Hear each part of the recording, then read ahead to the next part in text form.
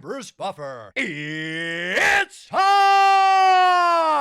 for the Anthony Gorgano Show! I'm dizzy! I'm dizzy! You know why I'm dizzy? Because we're out of our minds. Because up, down, up, down, up, down. That's our psyche as Philadelphia sports fans. That's who we are. Listen, I'm not going to try to change who we are. I get it. But I'm freaking dizzy. All right? Because all of a sudden, the Phillies stink and have no chance to win. Doesn't matter. 3 days ago, they had the best record in baseball. That doesn't matter. They lost 4 in a row, including the nightcap of the Braves doubleheader. Got swept by Milwaukee, and they stink. They stink.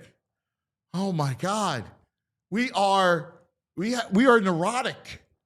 That's all I heard between last night and this morning from Wawas and baseball games, Little League games, and on the radio and everywhere else. They stink. Oh, I can't win. Bullpen's dead. Horrible. Yeah, I think everybody understands that they need to figure out the bullpen. I know it was an ugly weekend, and Luzardo got smashed. They gave up a ton of runs, right? Lose late, Ranger. I get it. This is a good club, man. All right? Yeah, no Bryce all weekend. It's but the way we follow baseball is so antithetical to the sport. Like I get, and we have talked about this forever. I know we're a football town, and we look at life through the prism of football. And in football, it's week to week, and it's very emotional, right? Highly charged. Baseball's not like that. You can't be fire and brimstone in baseball. You can't react to every losing streak. You're going to lose games. When you play 162 of them, that's just what it is. I mean, God, the way they talk about Rob Thompson, it's just amazing. It's like he hasn't won all these games. The worst manager in baseball. He doesn't do anything. The only thing I'll quibble with Rob, with Topper, is during the Braves series, after Bryce got hit, I kept waiting for somebody to get hit. That's it. That's my, because I can get prehistoric with the rest of them, and I go back to my banal instincts, which is to retaliate, right? So when the game's out of hand, especially in the nightcap of the doubleheader after the rain out, I'm not forgetting, right? That game's out of hand. Somebody's going to eat dirt. So I hear you on that. Other than that, like, what do you want? Like, you can't go fire and brimstone. That's just not the way it works. All right? It doesn't. They had a great month of May. We are now in June. All right? Let it breathe. Woosah. Breathe. Just breathe. It's going to be good. They're a good club. It's going to come down. It's going to come down to playoffs again. All right? They got great starting pitching. Luzardo had a clunker. He'll be fine. All right? They're going to be really good. But, I get grousing in the game here, but we go way to the other. Like I heard people this morning saying, they stink. They're not a contender. How could you not be a contender when you have those arms and that record? Of course you're a contender. Come on. I just look for a little sanity. Because sometimes I'm like, I get dizzy. You want to be angry? Be angry at the Sixers. Like, have teeth and be ferocious toward the Sixers. Because we saw Indiana take out the Knicks Saturday night. Files are set. OKC and the Pacers. And I think back to this thing and I go, it's mind-boggling to me that during the course of the process with all the assets and all. In fact, I ran to a buddy, great listener, great viewer, in a supermarket the other night. It was Saturday night. Massimo wanted movie night, so me, Mas, and my wife went to watch a movie, and so I got a bunch of snacks. And I'm at the supermarket. He's like, "Dude, can you believe that it's the end?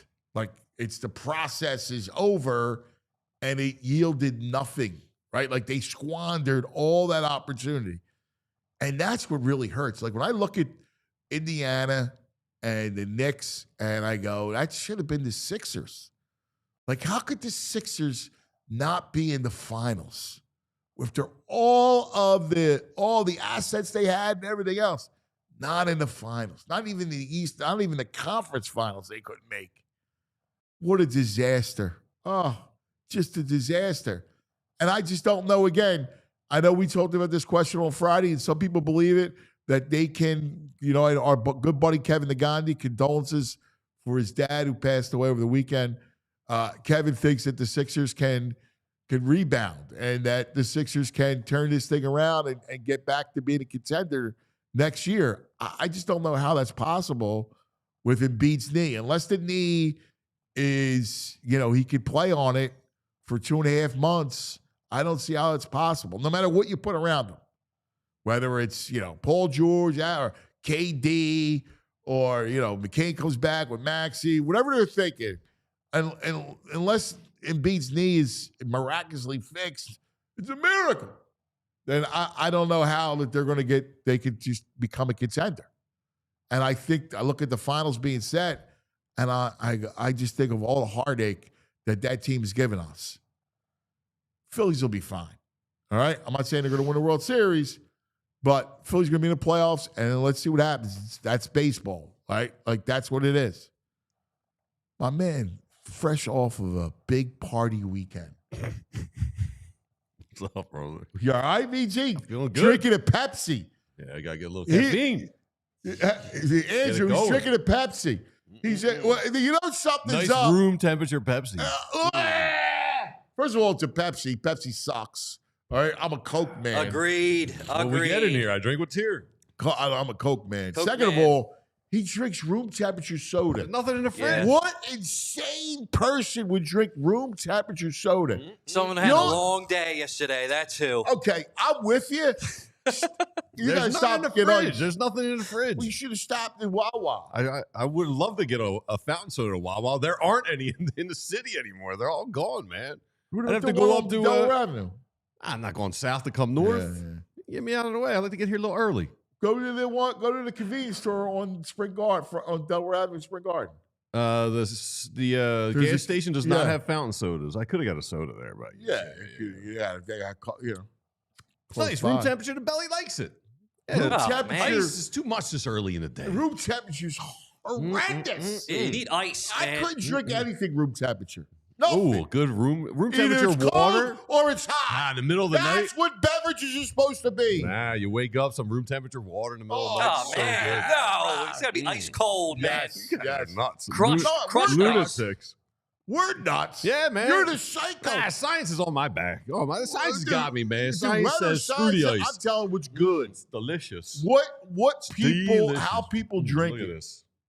Can I get this a little hotter, please? Oh, man. Come on. Hot soda. Hot syrup. Oh, man. It's like a syrup in there, too, and it's hot. It's Nice, nice warm syrup. Jules, Tasty. come here. Here's Julia. She knows what's up. Jules, I got to ask you a question. All right? Come here. All right. Say hello to Jules. Julia. She's our head of Good production. morning. Morning. All right. Hi. All right. She's got So Philly slides on. I got to ask you, all right? Your boy here drinks room temperature Pepsi. Stop it. Why? Yeah. Well, first of all, that's all that's out there. But Well, second of he all, likes it. I don't mind it. I like You it. need some ice, and it needs to be a Diet Coke. There you go. Pepsi. I'm gonna listen to her. sucks. She just spent 10 days without showering at some hippie festival. I'm gonna listen to her. There's no plumbing. You're gonna tell me about drinking warm water? Listen, Pepsi? she Get knows. She was stuck. She knows what the creature of it. out of here. At least get some ice in it. You got the Phillies? Philly Yeah, slides. I was there. They're fine. All right. They're fine? I know you. No, I know you know. I'm reacting to everybody else. They're fine. Thanks, Jules. As one of the great characters in the first Friday the 13th. Oh no, the first Evil Dead said, "We're doomed. We're all doomed." These films. Oh, stop. See, that's you. You're the subscribe problem. to that theory. You're the reason why I'm walking around. I'm dizzy. I have words of wisdom. I finished my night off with one of my favorite bartenders, Kelsey, in town, and she said, "They'll be fine. They always are. People are so dramatic. Baseball's such a long season. Not everyone can be on their A game all the time." She's talking reason to me. That's what a good bartender does. Oh my God, she sounds like what I just said. Yep. Why you want to let you, of all people, first of all, you're old. Second of all, you should know better. I'm like Walenda. I like ledge walking, man. I like flying Walenda. But you should know better. Like, you know it's baseball. I know. Then why are you freaking out? Like, everybody's freaking out. I'm not so much freaking out because, they lost. I'll tell you what. I will revisit our Pat's question. I said Schwarber was the one they couldn't afford to lose. Apparently, it's Bryce. They look a little lifeless. Yeah, they don't have the edge when Bryce ain't out there. Bryce has. I take it back, Bryce. You the man. Bryce has has to giddy up. Yeah, and he's everyone better have guy. He's a soul guy. Yes, he is the soul guy. He is. He is. So I take it back. But you can't let Schwarber walk down. We don't need him. No. It's all Harper. Listen, I don't think you should let Schwarber walk. You need his power. Obviously not. But that's the warm soda talk. Right. Yeah. But listen, this was just a lost weekend. Yeah. What does Luzardo get shelled like that? He didn't have his right off the bat. He didn't have his best stuff. It doesn't. But he said he felt great. It's the best he felt. I know. Sometimes that happens. Yeah, maybe we don't even feel so good when he starts. Listen, sometimes all that stuff happens. Topper leave him in a little too long, maybe. But the bullpen. He's got to worry about future games. Listen, it's okay. You learn through things like that. Like that's all part of the growth process. I have no issues with that. No, I'm fine with that. Topper's had a good year. Everyone's hammering him in my circle. Oh my God! I think he's had a great year. What? Can I ask you a question? Why don't people like him? I don't know. Maybe he's just so neutral. He's not. He is polarizing, but he shouldn't be because he's very neutral. But he's not like Ryan Sandberg when he was here. That guy was nothing. Right, like Sandberg was a mannequin. Yeah. Like you'd walk in a department store and there he is. Yeah. That was Sandberg. Topper's not like that. Topper's, I think he's actually kind of cool. He's just a baseball guy. He's like, he'll come around, hitting the ball hard. Luck will change. Dude. That's what he says all the time. It's just baseball. It was funny. Yesterday, I'm not comparing this, but yesterday, one of the kids who's a really good player, right? One of the kids, he made an error and then he struck out. And in a spot, we lost against a team. We probably should have won. A good team, but we were there. We should have won the game. And he comes in the dugout, throwing his stuff. Then he sits in he's going like this, covered his face. He starts to cry. I'm like, dude, listen, you're a good ball player. All right, now he's 12, right? Mm-hmm. You're a good ball player, really good ball player. All those great plays you make in the field, constantly. The kid can field, and the kid's got to stick. I go, dude, all the plays that you make, all this, those happened because you had one game. Mm-hmm. We got a tournament next weekend. We got a tournament the weekend after that. We got games coming up. We got tournaments all summer long. A lot of games. Right. It's a part of the sport. It's the beauty of it. Just forget it. Yeah. The best athletes, forget it. AI, nobody better. AI, unconscious. I tell these kids all the time, you got to be like Allen. You got to be like AI, unconscious. You're 2 for 18. Don't matter. From the field, it's the fourth quarter. Yeah, you're shooting. Shoot. Right? Yeah. That's what you do. And that is a beautiful thing. Because you know what? There's that Jason Tatum moment. Much as I hate to say it, I'm going to bring it back. Game 6 against the Celtics. All right? Tatum can't find the ocean. And what happened? Last 3 minutes, got hot. Shot the Celtics to victory. James Harden came up small. We got blown out in game 7. Here we and go. we lost. How's he working the Sixers into this today? He getting upset every The day. build up, the build up. Father, Sixers. The volcano has erupted. Yeah. We need like an alarm every time it goes off or something. Well, I had the finals. I gotta watch the freaking Pacers in the finals. Oh, man. The Pacers. I'm happy it's the Pacers and not the look, Knicks. Indiana. You know They're what's- cretins. You know, see the. I'm more interested in this than the Knicks. Yeah, you want the Oh, it Knicks? doesn't Come on. matter. Shut Oh. up. Doesn't matter. The point is, it's not the Sixers.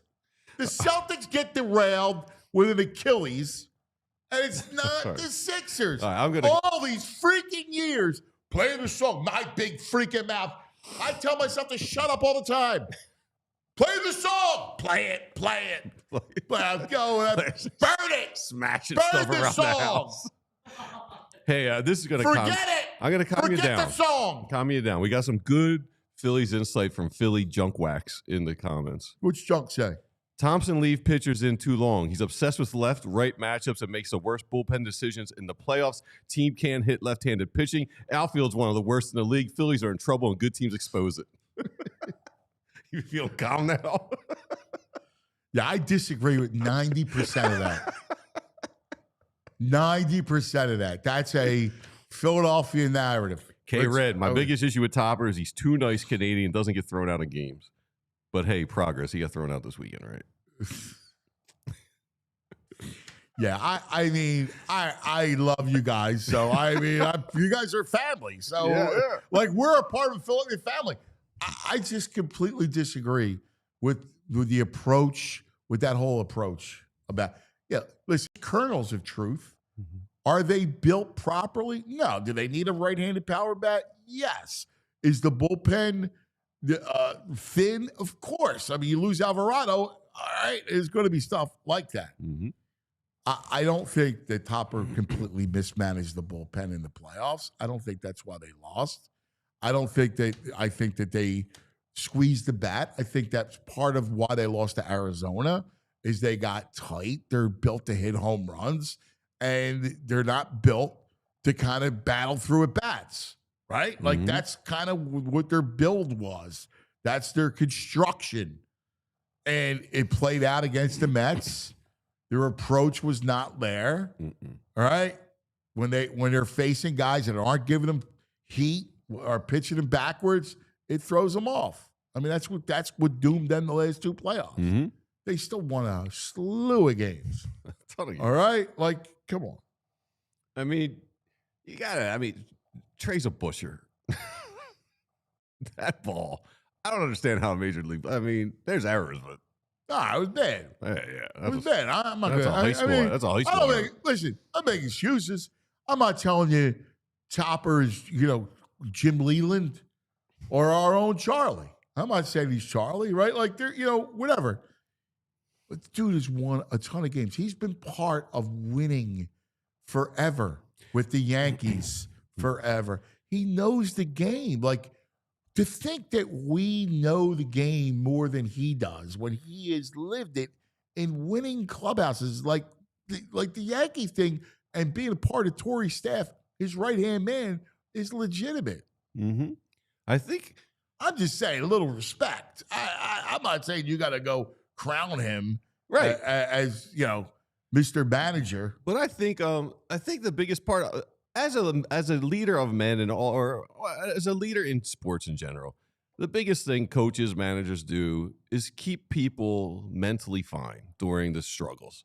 That's right. And Topper, this is a city where the struggles can get the best of you, especially if you listen and you walk around town, you turn on the radio. Topper's really good at just keeping people even keel. And he's a reassuring man of confidence who just, you're going to be fine. He instills it in you. Yeah, just don't panic. And You're again, gonna be fine. over a long, we're in June. We just started June. They're coming off, like 3 days ago, they had the best record in baseball. All right? Right. We're in June. We got a long ways to go. Think about this for a second. You got all of June. You're still not the All-Star break, right? Yeah, then you're in July. Then you have dog days of August. Then you got September, right? So you got to deal through all of that the entire summer, which hasn't even begun. It hasn't even been really hot. It's going to get hot this week. It hasn't been really hot. And we're grousing. It's a long season. You can't be reactionary. We're on the outside. INS says we're nose blind to topper suckiness. Philly John Wax says he came over to our house, told us something smelled, something died. We're just so used to the smell. With topper, we don't recognize. That is pretty good. I love you guys. You guys are the greatest. Nobody has We're nose more. blind to topper suckiness. Nobody has more. Yeah. Maybe we Listen, I could easily be nose blind because in my house I got a lizard, a giant lizard, what's a the turtle. Lizard, what's the lizard's name? Rango. All right. What's the turtle's name? Uguay. Oh, you actually have a lizard. I thought you were calling your son. No, he's got a reptile house. You really over do? there. Oh, wow. No, Mike Anthony has a skink. Oh, It's that's like this big. I won't go near it. What? It's like this big. Yeah, it looks like a freaking snake. It's huge. that's awesome. No, this is a. You Right? feed it Like- mice or like? No, it's a vegan Oh, thing. okay. Whatever. It's a plant-based. Yeah, I don't know. Plant-based. I don't know. I don't know what it is. Right? Black bean. All I know is I'll go in, I'll say hello to it. I'll go, "What's up, Rango?" And he'll poke his head, look at me. You know, I don't know. Gargano House of Reptiles. It Right, sounds wait, like- there's a lizard, and then he's got the turtle. Turtle's the coolest. Turtle's cool. Uguay. Yeah. Yeah, Uguay rules. Is he in a tank or is he just sawing around the house? He's in a tank. They're both in tanks, all right. right? And then you got Gooch, right? Yeah. Our dog. And then I got 2 stinky kids. So I could easily be nose blind. And the allergies.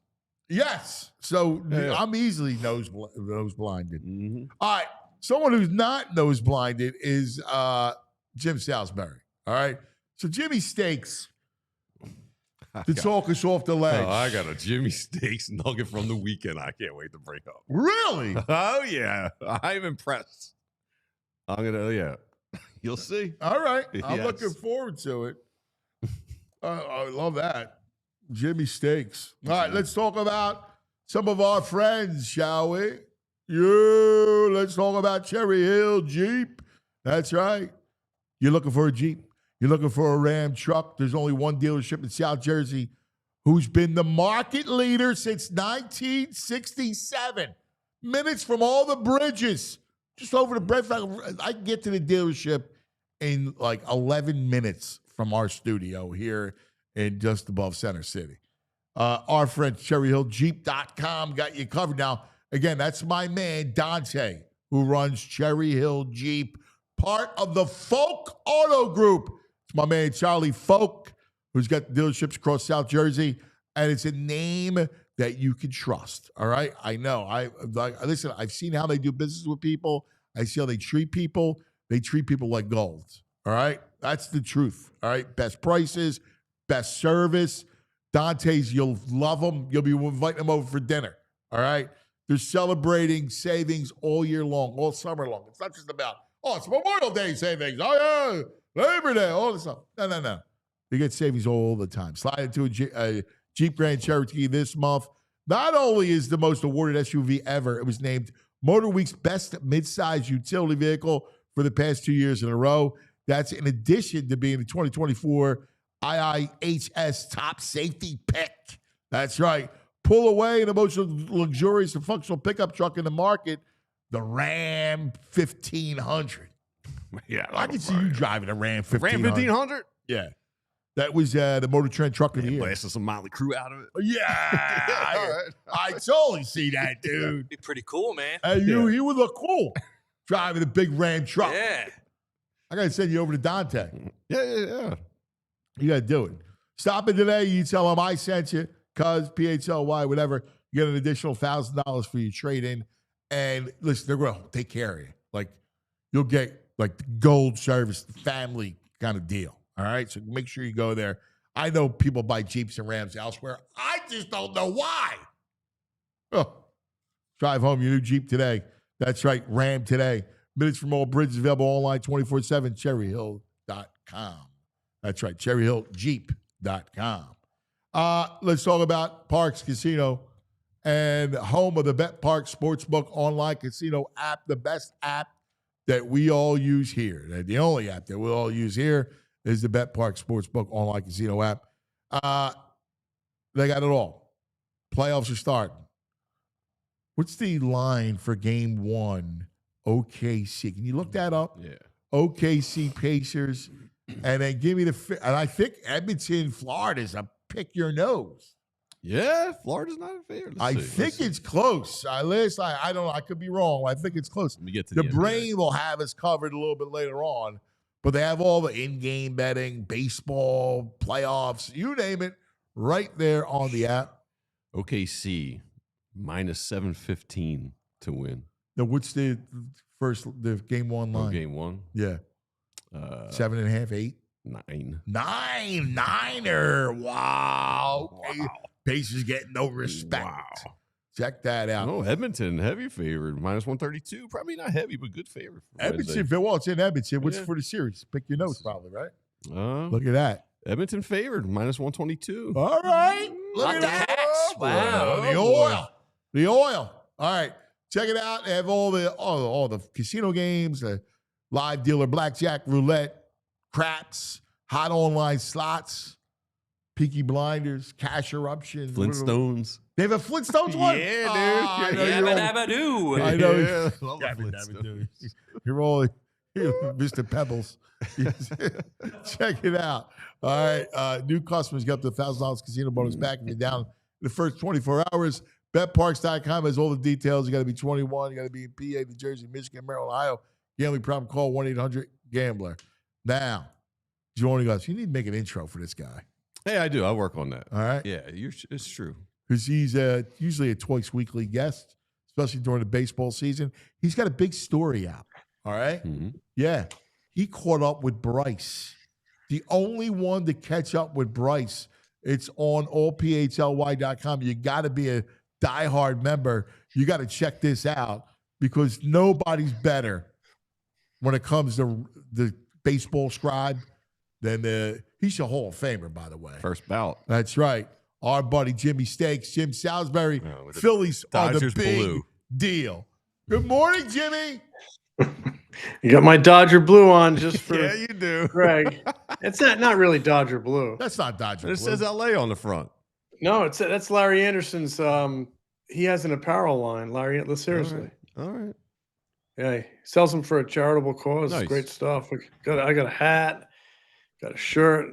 I got to get one. You're good. I'm You gonna text laid it you. up nice today, Jimmy. Yeah, well, it's chilly still. Yeah. You know, Mm-hmm. Yeah, crisp. I like it. Hey, we need you bad today, dude. But I've been listening to you guys, and you sound very level-headed to me. I think you're in a good place. I'm always in a good place. I feel all pretty right? good, surprisingly. Listen, I'm Yeah. always in a good place, but I'm dizzy. All right, I'm 'Cause dizzy. I walk around, and everywhere I go around town, they just they're freaking out. Yesterday at the baseball tournament, the kid, cuz what's wrong with the Phillies? Phillies stink. Phillies aren't going anywhere. Like that was at the fields all day yesterday. First, then I go to Wawa. Hey, cuz, what's wrong with the Phillies? Your Phillies stink. Then I turn on the radio. Phillies are. It's unbelievable.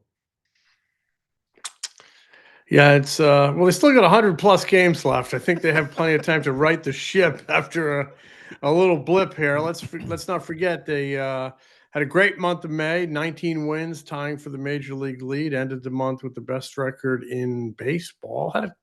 Or best record in the National League, but they had the best record in baseball 3 a days couple ago, days they're the before best that. record in baseball. 3 Yeah, days ago. look, these little dips happen. That said, I think it's okay to be frustrated with some of the play you saw over the weekend, and I think it's okay to point out they need to turn it around because we're getting to be about a week shy of a point last year where they had the best record in the majors, and then they started playing 500 ball, kind of mediocre ball, the entire remainder of the season, and they're aware of that. So they had a tough weekend. I mean, a couple days of starting pitching let them down. 2 days in a row, the defense let them down, including egregiously on Sunday. Mm. They got a nice start from Ranger Suarez. They didn't hit a lot, but sometimes you're going to win ball games like that on the backs of your pitching, and they were lined up to win that game on the backs of their pitching. I felt bad for Orion Kirkland, who continues to, in my opinion, improve and get outs, and his defense just, let him down. Rangers on the mound, 2-1 lead in the 7th, and the ball goes over the left fielder's head. That's got to be made, and on a misplay, and then the inning over ground ball to Trey Turner that has to be made. I mean, he hadn't made an error in over a month, believe it or not. He'd been playing good, including yesterday. Made some good plays, but boy, that's that one that was a bad one. Yeah, that's the one you fear because of his spotty record on defense, though he's played better recently. So big series coming up in Toronto because you have Zach Wheeler on the mound kicking it off, and he had that one rough inning against Atlanta. They never recovered. I would imagine he's going to be fired up though he's always so focused and unemotional, but I imagine deep down inside he feels a real responsibility to deliver for this team Tuesday night. Yeah, I expect a big performance out of Wheeler, and I think Luzardo will rebound with another big performance. You got Toronto and Pittsburgh coming up. Those are your 2 road games. Yeah, I mean Toronto's hot. Well. Yeah, Toronto's won 5 in a row, and Pittsburgh you should manhandle. But gosh, I remember many times going in there, and the Pirates play the Phillies tough. So there will be a bunch of Phillies fans, I'm sure, out because it always seems like the Phillies play a weekend series in Pittsburgh. I'm sure the schedule makers know that Phillies fans travel, and that's a chance for some sellouts. Pittsburgh, I would recommend that road trip to any Phillies fans. Obviously, it's a quick drive, and the ballpark is tremendous. It's easy to get tickets, and the downtown is nice and compact. There's a lot of stuff to do, and you see a lot of Phillies fans on the streets. There's a real sense of Phillies community on the streets of Pittsburgh downtown Pittsburgh when the Phillies go out there. So that's always one of my most recommended road trips. Because it's close, because the ballpark is great. Some good restaurants on the hill. Yeah, and all the people, city. you see so much red walking around the streets of downtown is a real sense of like Philadelphia brotherhood. It's a cool weekend. It is. It's actually a reasonably priced city too. It's not one that'll break your bank. It's underrated for my travel. only beef with it. I got one beef. Just one? Yeah. Okay. And it has to do with their iconic food. Oh, This Primanti brothers. yeah, it's trash. Shaky. Just garbage. Shaky. I mean, Very dry. first of all, they sandwich on white bread. All right, this day and age, you're throwing a sandwich on white bread, and the hook is they throw fries in the sandwich. Well, at 2 a.m. when the stomach is growling, it's like the only show in Fries town. are a little nice addition at 2 to 3 a.m. A little, I don't like. little booze mop. Throw a little fries on the sandwich. Never heard that expression before. Yeah, I didn't like it. it's all right. I didn't care. For I think they're drastically overrated, those sandwiches. Yeah, I mean, once you leave Philadelphia, the sandwich scheme, the fast food kind of life, it goes downhill in a hurry. Yeah. It's like at Cincinnati with that horrible chili. Oh, Skyline chili. Ugh. I actually like that once a year. It puts me in a good Cincinnati frame of mind. Yeah, I'm out. There's one of those they in boil frame of mind. They boil spaghetti. What they do to spaghetti, it's a crime. A crime against spaghetti. Yes, I would press charges. There's actually one of those in Clearwater, Skyline Chili. Horrible, gross. But there's like a big competition out there. They got Gold Star, they got Skyline, they got Dixie chili. They got a lot of, and they put a little hint of cinnamon in it. And they put it on spaghetti. It's a little odd. Yeah, it's horrible.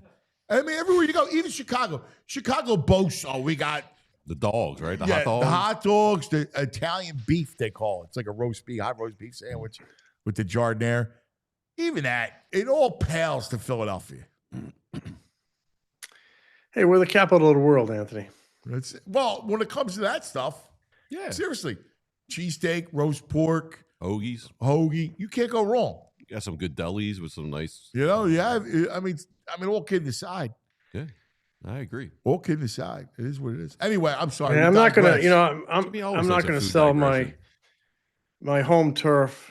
Providence, Rhode Island has great food. So Oh, I will say this though. Boston, yes. New England does have great, like the sausage sandwiches. Like that's a treat. Sausage and peppers with the onions, strong. Oh yeah, strong. Yeah, I agree. Mustard. I gotta admit, and plus you got good pizza up there too. Great pizza. Great everything. Yeah, it's good. It is. It's good. It's a cousin. All right, let's get back to it because we digressed. Three of us that are going back to food. The Always good food talk with show, Jimmy. the show's over. Yeah. When you look at Rob Thompson, and I want you to address Rob and look at him on the three levels, right? Baseball, leadership, and how he handles the clubhouse. All right? I want you because there has not been a more polarizing manager. Really? Yeah, I don't know why. I don't know why people destroy this man. And I like him. Because I think maybe people are disappointed the way the last 2 Octobers ended, but I put that on the players and their performance, not the manager. I give him an A across the board. And I give him an A on accountability. He stood up yesterday and said he didn't have a good game. Not pinch hitting for Weston Wilson. He flat out said he's got to manage better. And sometimes a decision backfires on you. I mean, I didn't think as a staff they had a great weekend. I mean, I thought Luzardo needed to be out of that game sooner, but they were trying to save the bullpen. And that kid got banged up pretty bad. And then they didn't pinch hit with Kepler on Sunday.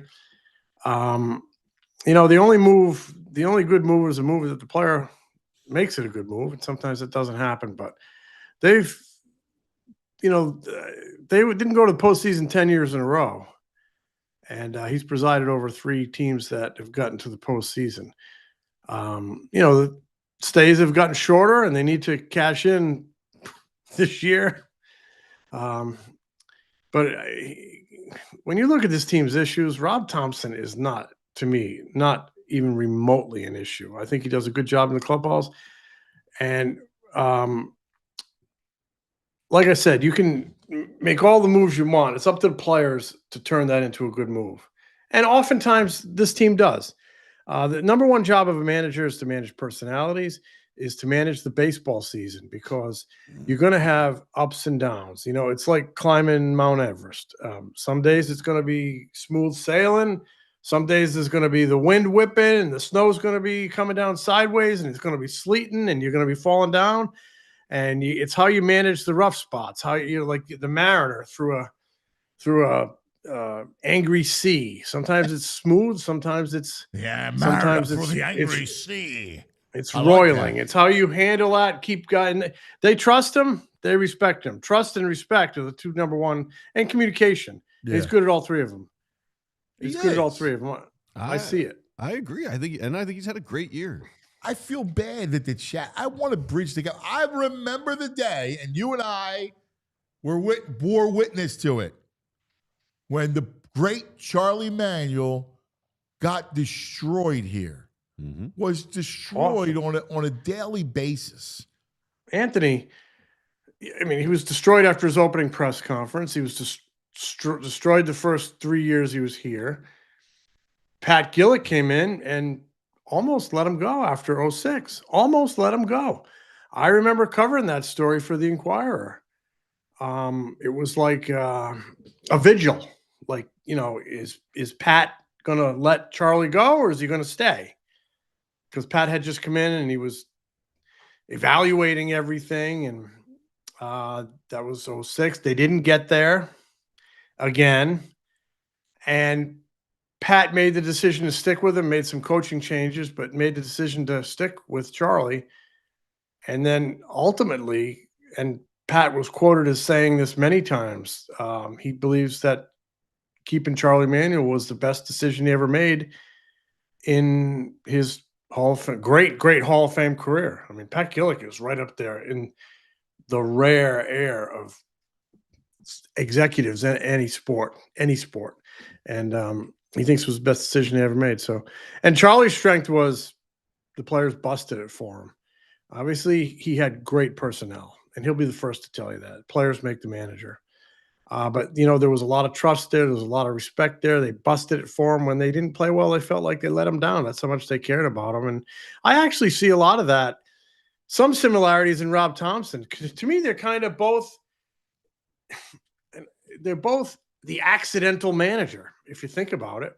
I mean, Charlie came in – he was out of a job in Cleveland. It's no secret they were trying to recruit Jim Thome. He was a free agent. They thought maybe that'll help, but they also thought because Ruben had played for him and knew him well, they also thought that his voice in the minor leagues would really help their hitters and bring him in as a hitting guy. And so they brought him in, and he worked in their minor league system. And next thing you know, they brought him in one role, and next thing you know, he ascends to the manager. Rob Thompson, they went out and got Rob Thompson. Matt Klentak went out and got Rob Thompson and Gabe Kapler because Kapler was a rookie manager, and they felt like they needed a veteran bench coach by his side. And at the time, he was up for the Yankees job. Boone ended up getting it. I mean, they actually made Rob Thompson, they wanted him so bad, they made him a very attractive offer, 3-year offer, when he was still in the running for the Yankees job. And they told him, look, here's the offer. If you get the Yankees job, we're going to rip it up. Nobody will ever know it existed. So he comes here as the bench coach, as a support system to a rookie manager. And then he gets held over with Girardi, who he had worked for in New York. And then that all blew up, and he slides in, and the team goes, just takes off under his watch. And I do think his easy hand in a veteran clubhouse really works. And when I say easy hand, please don't mistake that for weakness, because if you screw up, he'll jump you, and they might get rid of you. And but all in all, I guess if people are complaining about him, you always complain about the manager when you lose. I mean, the Eagles got off to a slow start. They wanted to fire Sirianni. Come on, Well, they weren't that wasn't just a fan creation. The Eagles were this close to making that pull the trigger. In fact, and then what happened? Then all of a sudden, it was just a matter of when. All of a sudden, they got healthy. They started playing, and he's getting humongo extensions. So players make the manager. Look at him. Players manager can screw it up. A manager can screw it up, but the players got to perform for you. So sometimes you got to know when to push them, stay out of their way. And I'm fine with it. All right. I'm fine with it. Here's the deal. No better scribe around these parts than you. You got Bryce yesterday. In fact, people can read that at all PHLY, become a diehard. You get that kind of coverage. Give us like a little teaser from what you have with Bryce, exclusive. Bryce just tells a little Jimmy Stakes of PHLY. We just had a little chat as he was packing his bag to go to Toronto, and he was packing it enthusiastically. He's very eager to get back in the lineup. He doesn't, have any qualms with the way the pitching staff operated after he got hit. He thinks they have everybody has his back. Strider, he said, so no intent in that pitch. There was no need to retaliate. If there was intent, he knows that the guys would have stepped up for him. But I mean, to me, that's just a little moment in time. It kept him out of a homestand. I mean, it was a lost homestand for him. But, I just was a few years ago, he talked about how they really lacked depth in the minor league system. And this week, they're really kind of starting to show that they do have some depth on the pitching side. They brought up this kid, Seth Johnson, who recently converted to a reliever, a guy they acquired in a trade last year.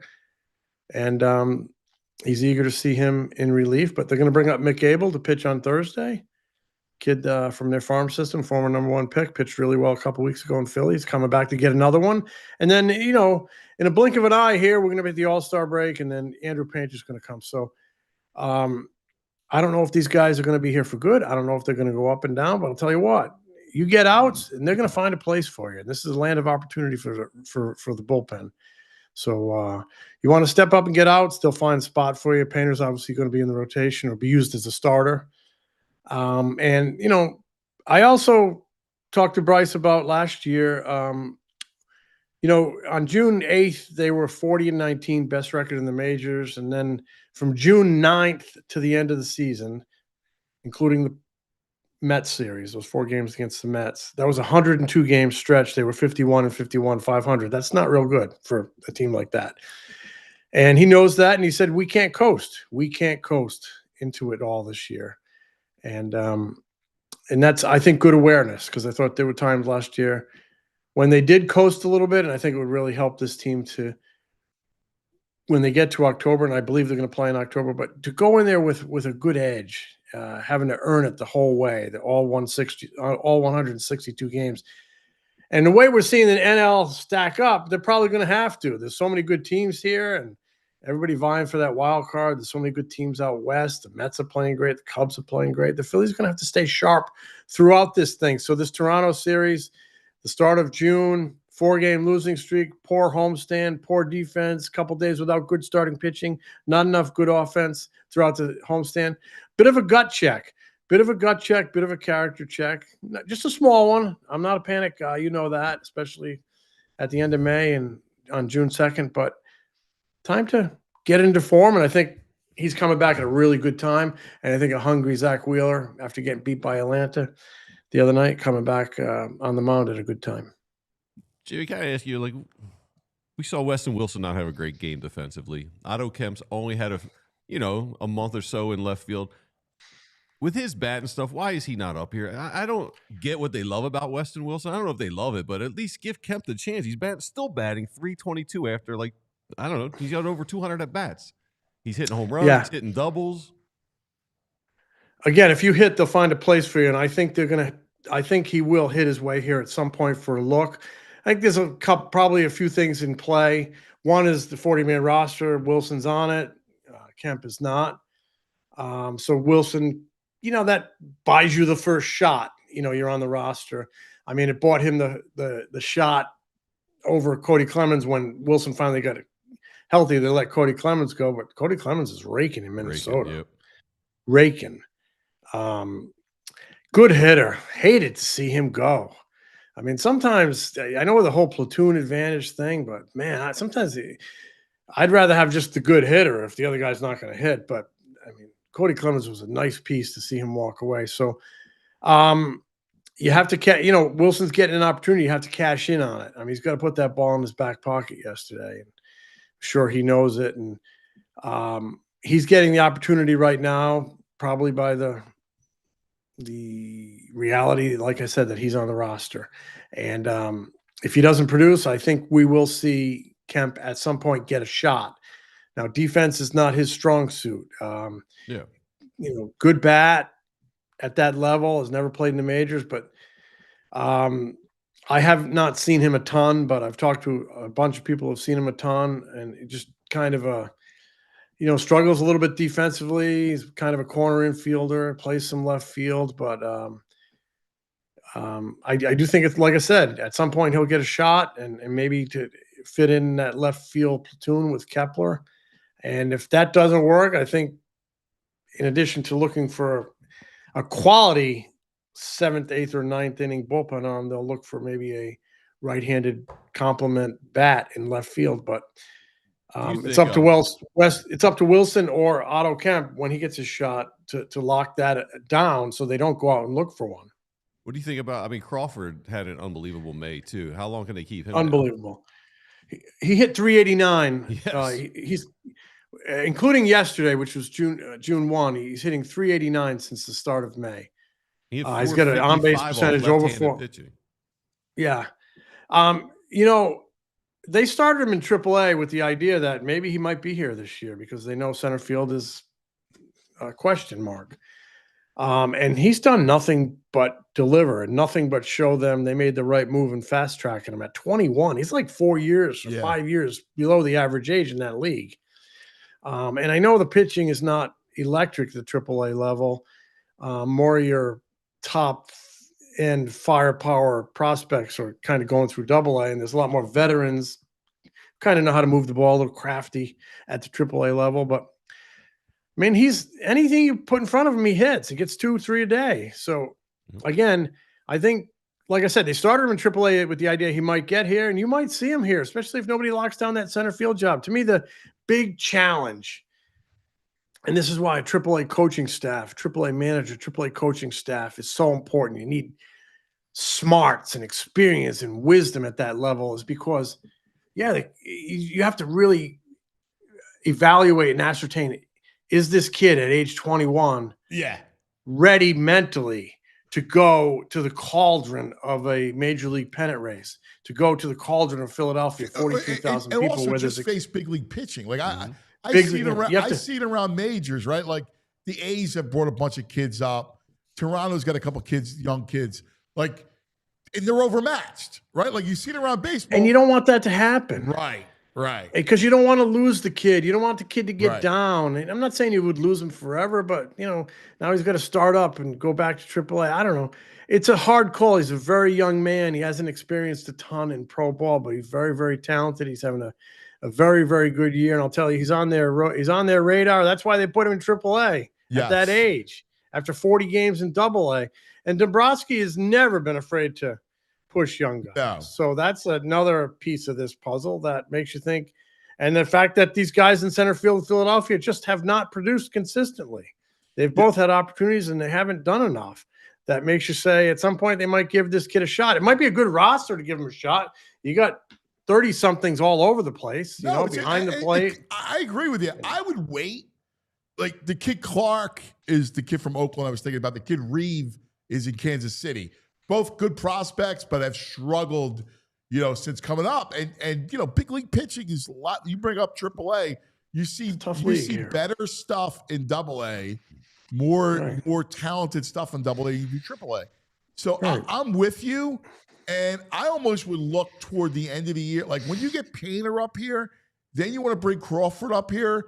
Like now there's your jolt of youth to take you to get everybody pumped up the end of August into the playoffs. Yeah, but if this kid keeps hitting 380 for the month and they don't get enough production here in Philadelphia, at some point you're gonna. Yeah, I agree. I mean, I'm you're just gonna saying, talk. You gotta talk to the breathe a little bit in a minute. But I love having the youth waiting for me. I do too. I just don't want to rush him and see him get lost in the tide. But that said, you can win with young talent if it's ready. It's just it's a very, very tough call. But when he comes, he can't feel like he's going to be, okay, we need you to save us. No, it's going to be, I want you to just go catch everything in center field, bat ninth, give us some good at bats like you know how to do. Selectivity, good at bats. Don't feel like you have to carry anybody. That's what you want. But I can't stress enough, this is where you really need to lean on your minor league, your AAA staff that gets to know him every day. The character, the personality, the psyche, because can he handle? Inevitably, there's going to be a struggle or two at the big league level. There always is. Can he handle that without getting lost? Can he experience those struggles and turn them into growth moments, learning moments? Jimmy, I'm so with you. Listen, great stuff. Hold on a second. Jimmy, this weekend, I heard you, Jimmy, boast that you could easily do 45 push-ups. Oh, yeah, I can do 45 push-ups. I believe it. Yeah. We might have to get a little video of this. Oh, I believe that. Yeah. What's the reward when he does it? I don't know. I'll bet he does it. What's the reward? What do you want? Get you a steak sandwich. We'll buy you a steak sandwich. You're a steaksman. Yeah. All right. Where do you want your? Is there a cheesesteak that you want? I never had an Angelo's, and I'd like to because the line is always so big. Dude, all right. You come in here, I'll treat you to Angelo's. All right. All I gotta do is 45 push-ups? Yeah. Do you think he could do more than anyone on the PHLY staff? Is he our push-up king? I don't know. I'm gonna think about it. I don't think there's anybody. I can't do. Come on. I at one point, I mean, I've been out of it for the last 6 months. But you're like last year, I was getting good at it. I'll try to get good at it when two old heads will go at it. Nice. We'll do it. You need to be doing your push-ups every day. Yeah, I like to push the weight. How did Massimo swing it this weekend? Got to get my update. Meh. Man, Popped up, mate. Popped up a bunch of times this weekend. swing is too big. He's popping up. He's too big. Up the middle. You got to hit it up the middle. Yeah, dude. Listen, he's got the big eyes. He's got big eyes. He probably popped up 4 times this weekend. Had a couple. If hits. he makes the if he makes the big league, if he makes like Bryce, he's got the seams on his oh, you got to elbow. have all the equipment. Yeah, you got to have the. If he makes the big leagues, will he be the first Massimo in the big league history? I think so. I don't know of any Massimos in the big leagues. Check Baseball Reference. He's got it's a good name though, right? Like you can hear him in the Massimo Garga now batting for the Phillies, playing third base or playing center field. Yeah, The Dan Baker we voice. came up small though. It was not a good weekend for us. No. Nah, we were 1 and done yesterday. No good. Where were you? We were actually local. We had a local tournament yesterday. There's been a Frank Massimo and a Ryan Massimo, but no first name. No first name. All right. I think there have only been 2 Marlins. Marlon. Marlon Bird, Marlon Anderson. And I think the Phillies had both of them. I think look up Yeah. Marlon. Yeah. good Marlon name. Anderson. I love it. Jimmy, you're the man. As always, no one better than you. All No one PHLY, better. you got to read Jimmy. All right. Thanks, pal. All right, guys. Like talking to you. See ya. Always love talking to you, buddy. Hey, Jimmy. There he Yes, is. Only 2 Marlins. Yeah, Both Phillies. he's right. He's right. You know who's right all the time? The brain. Mm-hmm. Brain. Red, the brain finder. La brain. Definitely not all the time. Well, I'll put it this way: more you're right, more times to make you a prophet. How about that? That okay. Well, more, also I'm right more than not, but You that could be a that would be prophet, about the extent of it. PROFIT, and a PROPHET. By the way, again, I know every time he wears the shirt, I love that shirt. The Spectrum one. Nice. Yeah, I like that. It's a good I shit. like that. It's a good shit. Good stuff. Looks good. How was your weekend, buddy? It was good. I had a really nice weekend, actually. Went out with some friends. The Pacers game 6 was very, very, very, very, very good for me with my live betting. I did very well in that game. And so, yeah, just here waiting for the NBA finals. Phillies, man, that was, I didn't see that coming. A sweep by the Brewers. No. That's But I guess it is what it is. And it's funny. I have Luzardo. Teams. Like in real life, the Phillies were like, okay, the guy's been the top 5 pitcher. His ERA went from like 190 to 370. I'm still like sad by that game. He gave up like 13 runs in 2 innings. I'm like, oh my God.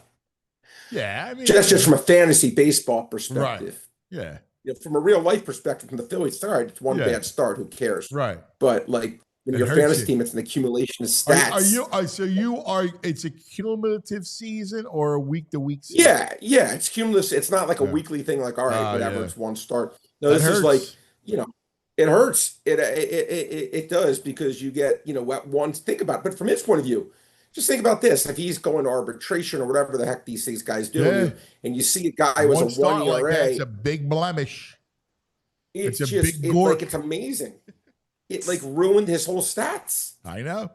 He wiped away 12 great outings with 1 bad one. I know. Really weird. I'm more upset over the Pacers winning.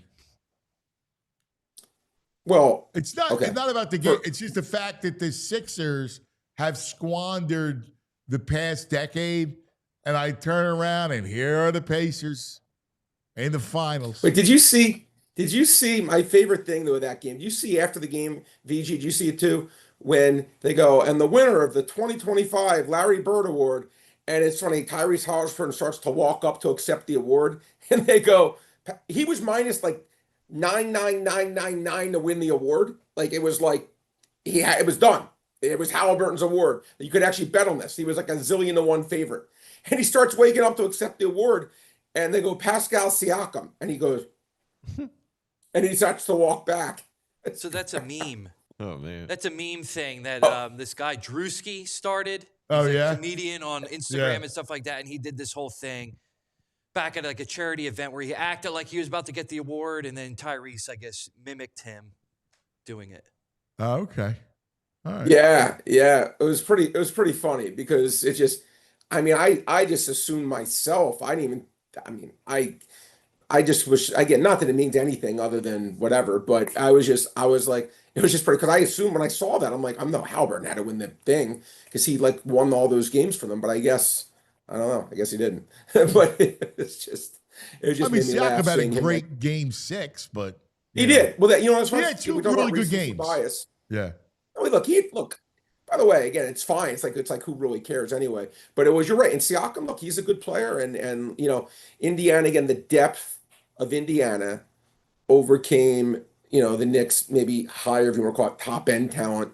But that was, listen, they got lucky to win game 1. I get it, but to me, if you watch that series, They were a and you better said team. who's the better team, Yeah, we I think thought if they you're a would devout win. Knicks fan, You and I both thought that they would win. yeah, and I think even if you're a devout Knicks fan, you'd say we lost to a better team here. That's Agreed. okay, we lost to a team that's better than us. We'll see if they can do anything against OKC. But Anthony, I got to tell you, and I said this to you, I think the last show, like as good as OKC is, I think of them versus like the Lakers, Kobe teams, the Bulls, Jordan teams, the Steph Curry, Durant, Warriors teams, trying to think the Spurs teams, the Heat teams with LeBron. I don't think they would even come close to beating those teams, in my opinion. But because again, when I watch them in the half court, I'm like, man, this team is so They got flawed. no half But court game. They Yeah, struggle in half yeah. court. I agree. But We'll see if I don't Indiana can think maybe that stylistically- I think the Knicks were a tougher matchup than Indiana. in Indiana. I think they'll But destroy maybe you're right. I Indiana. don't look at Indiana. Indiana doesn't play in half court. Yeah, no, again, it's going to be hard to beat this team. It's going to be hard to beat this team 4 times. Denver came the closest, right? I mean, they're the only team that even won a game. They didn't Yeah, win a because game. of against Jokic. them? Oh, yeah, Minnesota won a game. But yeah, Yeah, I mean, I'm Jokic not made expecting them it. sweat because that half Yeah. court presence. Siakam's not a half Yeah. court presence in that sense. That's going to make that team sweat. No. The only thing I will say that I do like about them in this series that versus other teams that didn't have this, guys, is to me, OKC, again, their depth is like they always have a good player on the court. To me, this is the only other team I'll say that about. Yeah, They in terms of they could always have 5 good players on the court while also not burning your starting lineup where you're like you're tired, you know what I mean? Because they always have good players on the court, no matter who it is. There's never a scrub on the court. I mean, I like Toppin. I love TJ McConnell. Yeah. Mathurin can score like crazy. Yeah. I mean, this is a team whose bench, again, as I said, and you agree with me, they would flat out make the playoffs, I think, easily. yeah. So, Yeah. this is a good team. But again, are they good enough to beat the best? Probably not. Problem is they can't stop SGA. Halliburton can't. They don't have that they kind of can't- guy. They're not good defensively, so They don't have that kind of guy. No. Yeah. Probably, it's All probably going to be 5-gamer. Yes, I would agree. All right, let's see where you two are at. VG, where I'm you at at? 39 and 34. Where you at, Brain? 69-59. 60. Look at that. Tank game's over. He's doubled you, cuz. Yeah, it's quantity. One of those quality ones here. I'm hitting 54% right now. No, you do well, cuz. That's good. No, he's doing great. I root He's for my doing man. great. Yeah. We'll see. What do you think of the Champions League, VG? Did you watch it? That was an Andrew Frazier special. Man, talk about 5-0. easy. Man, they I walked them. turned it off like I was all into the game. You're but I all was- into the pregame concert. Dude, the pregame He's was texting me about I Lincoln know. Park. Yeah. I love the pregame better than the game match itself. It was awesome. Lincoln Park. Oh, I got to ask you a question, Anthony, because I really don't know. In terms of soccer, if you were just, I'm trying to say this, like, you know, in the NFL, you'd say obviously the Super Bowl is the most important game. Yeah. And all of soccer, the entire world, would it go World Cup 1, Champions League 2, and then whatever individual leagues you play? Would that be the rating? Like, in terms of what's the most important game for a player? I would say yes, just because the World Cup is every 4 years, where the Champions League is every year. So yes. Well, wait, what's the every other year? What's the 2 years? The qual? Well, they do the World Cup, and then they have the Olympics. So every 2 years they flip flop. Oh, right. The Olympics would not be up there with those. That would probably not even be up there with like only the U23 group. Yeah, yeah. So I would say World Cup top, and then Champions League. Yeah. Okay. But what's the That's one? right. I figured that, but I just. What's the one where they have The There's the CONCACAF Cup? Yeah, and There's then the Euros. UEFA Cup? CONCACAF? There's There's Oh yeah, the many Euros. cups. Yeah, the Euros. Copa America. Where would the Euros rank? yeah, the Euros got to be 2, no? That's high. That's every 2 years. Yeah, I mean, I guess you could say that. Sure. Yeah, yo, cuz Yeah. Mr. Sam, I'm telling you. I guess you could. Yeah. Yeah, that's second. Euros. I know the Euros and is Copa huge. America. They might be like 2A, 2B. Champions League third. Yeah. Third. Yeah, you got teams ranked I love that. 16th in the Great Premier League and the coverage, though. Champions League next year. Well, that's Great coverage. Though. I love bad it. rules. And we had Futz in the chat's doing some math. Brain is at 53.9%. I am at 53.4%. Ooh, Brain, we're close, Fair. buddy. We're close. There. There you go. Well, we got to do it by percentage points. Yeah. Yeah. All right, Brain. What do you got? What do you got today? The light There's card not a tonight, lot. guys. Yeah, there's light not a lot out card. there. I only got 2 things for you. Ooh. I'll give you both real quick. Look, as you know, from the show, I've done a bunch of Joe Ryan kind of based unders, and he's been good to me. And Severino's been very, very good for the Las Vegas A's, wherever they are. Ryan's stats are dominant: 2.57 ERA, 0.8 WHIP. Severino's been very solid: 1.2 WHIP, sub-4 ERA. I got under 5.5 last night on the opening line. You can still get under 5, which is what I'll give out now today. Under 5 on the 5-inning line. Yeah, I don't think either team's going to get to 3 runs through 5 innings. So if that's the case, don't need to be brilliant. Roy's just going under 5 runs in the 5-inning line. Vegas versus Minnesota. And the other one I'll give, again, just 2 things. I'm going to give, you do have to lay about $1.50 juice in this one. I don't like usually giving stuff out that pricey, but Flaherty under 2.5 runs. You know, the White Sox, they're just not a good offense. And do I say to myself, is there a 3 out of 5 chance or better that Flaherty gives up 0, 1, or 2? Yeah, I do. I do think that. I think the White Sox offense is quite impotent. Bottom 5 offense. Flaherty's in good form right now. I think he'll get us home again. I usually don't like to lay that big of a price on the show, but I think he'll get us there. Under 2.5 runs, Jack Flaherty. All All right, I'm giving this one first because it's just underway. Joker at the French Open, under 19.5 games, minus 130. You can still live bet it because he hasn't won a game yet. It just started. I think the Brewers smelling themselves. I'll take Brady Singer and the Reds tonight, minus 120. And I'm going to do Tigers run line, minus 1.5 versus those White Sox. You got the best team in baseball. Yeah, I like worst that should offense. win. Wow, Second you worst got team. 3 plays. You only got 2. Look at that. I know. It's a thin I line, know. man. A thin card. You got to go tennis or something. All right. Yeah. All right. Well, we'll talk to you tomorrow. Bigger card tomorrow. Yes, sir. Plus, to look at some hockey. Whole thing. Yes. All right, I buddy. did bet that, I did bet that series, which we'll get into. Oh, good. Let's dive into it tomorrow. Be good. All right, You Brandon. got it, guys. You're the man. And by the way, I see Sielski's up. You still have to do that show with us, with Mike. Where obscure names or whatever he wants to do. Oh, I'm Yeah. looking forward to that. Yeah. All right. I will definitely do that. I'm not joking. I want that. But again, pure respect for Mike. Not that I don't want it. Not since I think I'll win, but I know it'll be really fun. Maybe And I'll give him a do it good run next for his week. money I'll for see sure. Mike's schedule. I'll see right. what Mike wants to do. Maybe we'll try to do it next week. I would Be love fun. that. I would Yeah. love that. All All right. the respect for him. All right, appreciate you guys. We'll do the sport. We'll do them by sport. All right. Yeah, hockey's the one I'll be the weakest in, but it's okay. All but right. the other 3, I think it's minus 110 both ways. Okay. We'll see. All right. All right. I think it'll Be be good, awesome. guys. Mike, wait, good stuff. Yeah. Thanks, Brain. I think it's close. Both these guys know their stuff. I think I lean Brain. I don't know, dude. Mike is Sharp. Mike Brain's like Rain Man a little bit. He is. No, I think they're both. Listen, I can't. I think it's a complete pick. I throw myself in the mix there as a pick. Yeah, you're pretty good too. I still lean Brain, I think. All right. Well, we'll discuss it. Let's talk about some of our friends, shall we? Let's talk about Rothman Orthopedics. How you feeling today after a weekend of running around? Not everybody's baldy, right? Superhuman. Touching your knee to your head. Right? Not everybody's like that. I go like it, and I hear a crack. Go to Rothman, all right? Do yourself a favor. Let's talk about getting back to what you love. You're that weekend warrior just trying to keep up with your kids. Like me, you know how tough it is when your body doesn't cooperate. And that's where Rothman Orthopedics comes in. Whether it's pain for playing your favorite sport, an old injury, or just age, Rothman's team of experts is here to help. Evidence-based care, a mission to restore your mobility. They'll get you back on your feet, back to doing what you love, all right? They have a team for every body part right here in our backyard. I mean, back, neck, ask Phrase, ask VG, ankle, ask me, my Achilles, knee, elbow, you name it, hand, wrist, it's all there.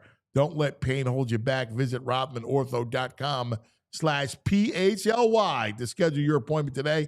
Get back to being your best self. Rothman Orthopedics, we're getting you back to your game is their mission.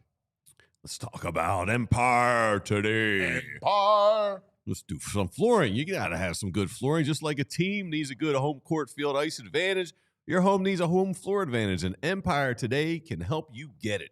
Empire Today has flooring experts, dedicated flooring professionals who focus on flooring every single day. We've all been to the big box stores. You wander the aisles endlessly. Somehow you're hauling all these materials home, looking for an installer, trying to coordinate everything yourself. And they may have flooring experts there if you can even find some help with those big box stores, but they're not flooring experts. They just help you out with floors, but they don't really know what they're talking about because they might have been doing sinks yesterday and stocking light bulbs the next day. So why is Empire Today the best choice for your flooring? Well, they live and breathe flooring. They're with you every step of the way. It's a whole different ballgame, taking all the stress away from you. Their flooring experts bring the showroom right to your house with their digital design virtual showroom. So you pick the right flooring and the right colors for your space, see how it looks before you install it, and make sure everything looks cool right in your own house. You get precise measurements taken, and all your questions are answered. You have no surprises. So with Empire Today, you get clear upfront, all-inclusive pricing. Plus, you can schedule an installation as soon as the next day if they have your flooring in stock. Schedule a free in-home estimate today because some things are just better done at home. PHLY listeners can receive a $350 discount simply using the code PHLY. $350 just for entering the code PHLY. So check it out. Restrictions do apply, but visit Empire Today/PHLY for full details.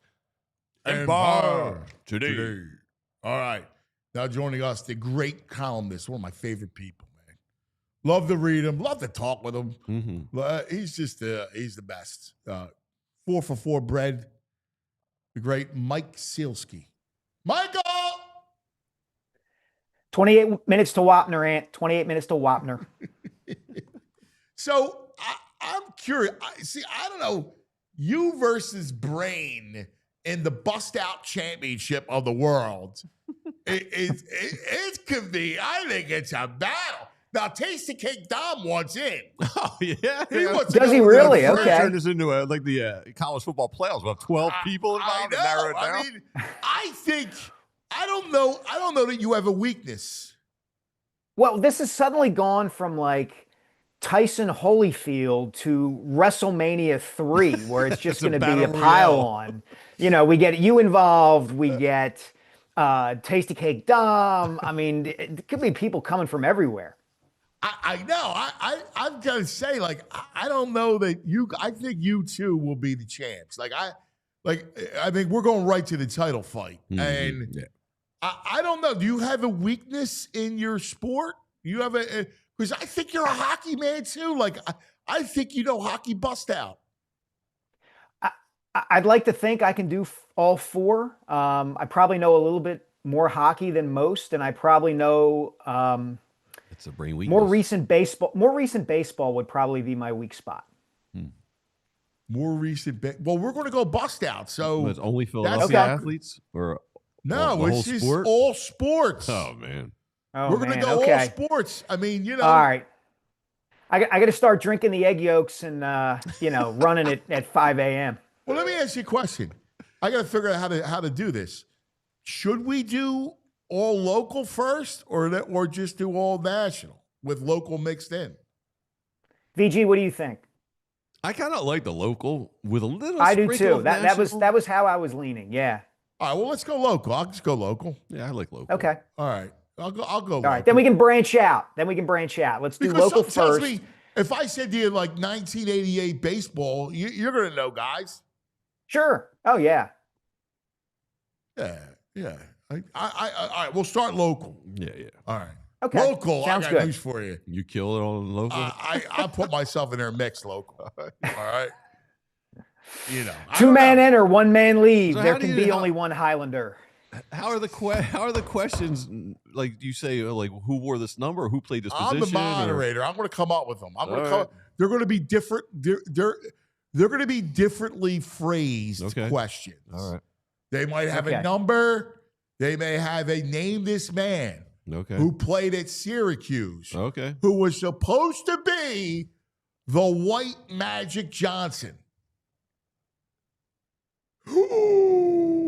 Played at Syracuse, supposed to be the White Magic Johnson.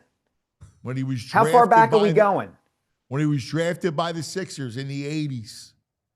Oh, Leo Routins. Yes! Yes! Yes! Yes! Yes! Oh! He might be a minus 135 over the brain. Oh. Well, I had to file through Jerry McNamara and Eric Devendorf and all Love these other Devendorf. Syracuse guys first. All right, name for me the two. Well, this is a little precursor. Okay. The two big white stiffs. All right. Bob Thornton and Kurt Nymphius. Hey, don't mess with Thunder Bob Thornton. Come on. No, they were both centers, and their last names both started with the Mick, MC. Oh. Local guys? No, for the Sixers in the All same right, Mark era. McNamara. Yes, and played Oh, out God. west. Played his college again? ball. College ball out west? Yes. Oh, boy. So you got McNamara. I believe Washington or Washington State is where he played this other guy. I'm drawing a blank. Is it do we have a Tim McCormack? Yes! Oh, whoa. Tim McCormack, yes! Giggle Oh, God. below is working, baby. What? Very good. Very All good, right. yes. Oh, man. Another week on the How ginkgo. I did might you be in get this. it? Dude, what are you gonna be kidding? Gummy gets it. Oh my! And he stumped. Well done, VG. Well done. He was terrible. Oh, that's fantastic. There was another one. If you throw the mix in from Washington Mm-hmm. later on in the 2000s, late 90s, early Oh, Todd 2000s. McCullough. Yes, yes. Yeah. Todd McCullough. Boy, he's Rattled rattled. that one He's off, a yeah. rattler. I got to brush up now. Tim McCormick's gonna get me to hit the books here. I gotta go back and I like review. it. I like it. All right, brother. Okay, we go each week. We go over the big stories of 4for4 land with you. Let us start with the Phillies and Topper, because the Topper critics will not be quieted. Yeah, I think some of this is just the part of the Philly fan population that wants to see a coach react in the same way that the fans do, right? That they want to see Rob Thompson get as angry with Trey Turner and Weston Wilson as they're getting with Trey Turner and Weston Wilson. And to a certain degree, I get that. But I've said this a million times, Zane. I don't know how you feel about it. My big belief is the greatest strength a baseball manager has, where he's most important, is in setting up an environment where his employees, his players, can thrive. And I think Thompson, on the whole, does that. It's the same strength Charlie Manuel had when he was here. You know, it's the same reason that Larry Boa, as great a baseball man as he is, it didn't quite work with the team he had in 2003 and 2004. So I understand why people want Thompson to lose his stack, but it's not him. And I think over the years he's been here, it's shown that that's not who they need him to be on the whole. I agree, dude. This is not Dallas Green circa the 80s. No Billy right? Martin. It's not those days. You don't get the lot out of players by ripping them constantly. Listen, when you try to love on someone and they don't do their job time again, then you gotta go tough, right? And Charlie went tough. I saw it over and over again. Like, after a while, you press his patience. He's going to go tough. But you got to start off loving on him. Yeah, and the Turner situation is an interesting one to me in that way, because while I get the frustration, totally get the frustration that he's playing terribly at shortstop and, you know, they may have to do something, I'm not sure that, like, losing it on Turner and hammering him if you're Thompson is the way to go to get him to be better at whatever position or whatever change you have to make. Like, let's, for the sake of argument, say that you're going to move him to the outfield, okay? Do you want to send him to the outfield with like a profanity-laden tirade where you say, Trey, you're not worth the $300 million. We're sending you to center field, or we're sending you to left field. Like, that's not going to help him be better defensively in the outfield than it is at shortstop. Like, that'll be a relatively big adjustment for him. And if you're Rob Thompson, you need him to play well. So is it necessarily the right thing to do? Yeah, I'm with you. Like, to me, it's pretty simple, right? Especially when it comes to baseball and even life. You make a mistake because you make a mistake because it's the nature of the game. You make an error, right? If you're not putting the work in, then you get drilled, right? Right. You're not paying attention, you get drilled. You make excuses, you get drilled, right? You just make a mistake, you don't get drilled, right? You get loved on. You're in a slump, you're in a funk, right? You get loved on. Like, it's pretty easy. I think sometimes we as Philadelphians just want to eviscerate all the time, and that's just not right. Yeah, I'm with you. And I honestly think the market has softened a little bit in that regard over time. I have some theories about why that is, and we can get into that. But I do think it's not quite as hostile as it used to be here. You know, the standing ovation that Trey got a couple of years ago was kind of evidence of that, right? So everything's relative. And the frustration that Phillies fans feel about this team right now, again, totally get it. But it's different than it used to be. And we'll see how the Phillies handle it going forward. I don't think you're going to see in any way from Rob Thompson all of a sudden yelling, screaming, tough Rob, something like that. He's going to be who he is. And in general, it's worked out okay. I don't need John Tortorella in a baseball clubhouse. That's right. not what I'm looking for. And I mean, here's a quote from Topper from the weekend. There's a couple of things I got to look back on over today's game and question myself over. Not only do we have to play better, but I have to manage better. Like, what more do you want from your manager? Like, after you get swept like that, I mean, just taking accountability for it. Yeah, I agree with you, VG. And that's the thing about baseball managing too. It's the sport where more than any other, the average Joe or Jane who's watching it feels like they could do what that coach does. Like, they could make those decisions. It's not the same with football or hockey or basketball. It's, oh, this guy, Weston Wilson misplays a fly ball. Why didn't you have him out of the game? And everybody feels like they can make that decision, so everybody feels like they can question the manager in a way they wouldn't necessarily with other sports. Yeah, I mean, if this was 1977 and Weston Wilson was in the outfield, I would put Jerry Martin in place of him. I get it. You're not leaving Greg Lazinski out there, man. No way. You guys, I mean, you thought a message should have been sent.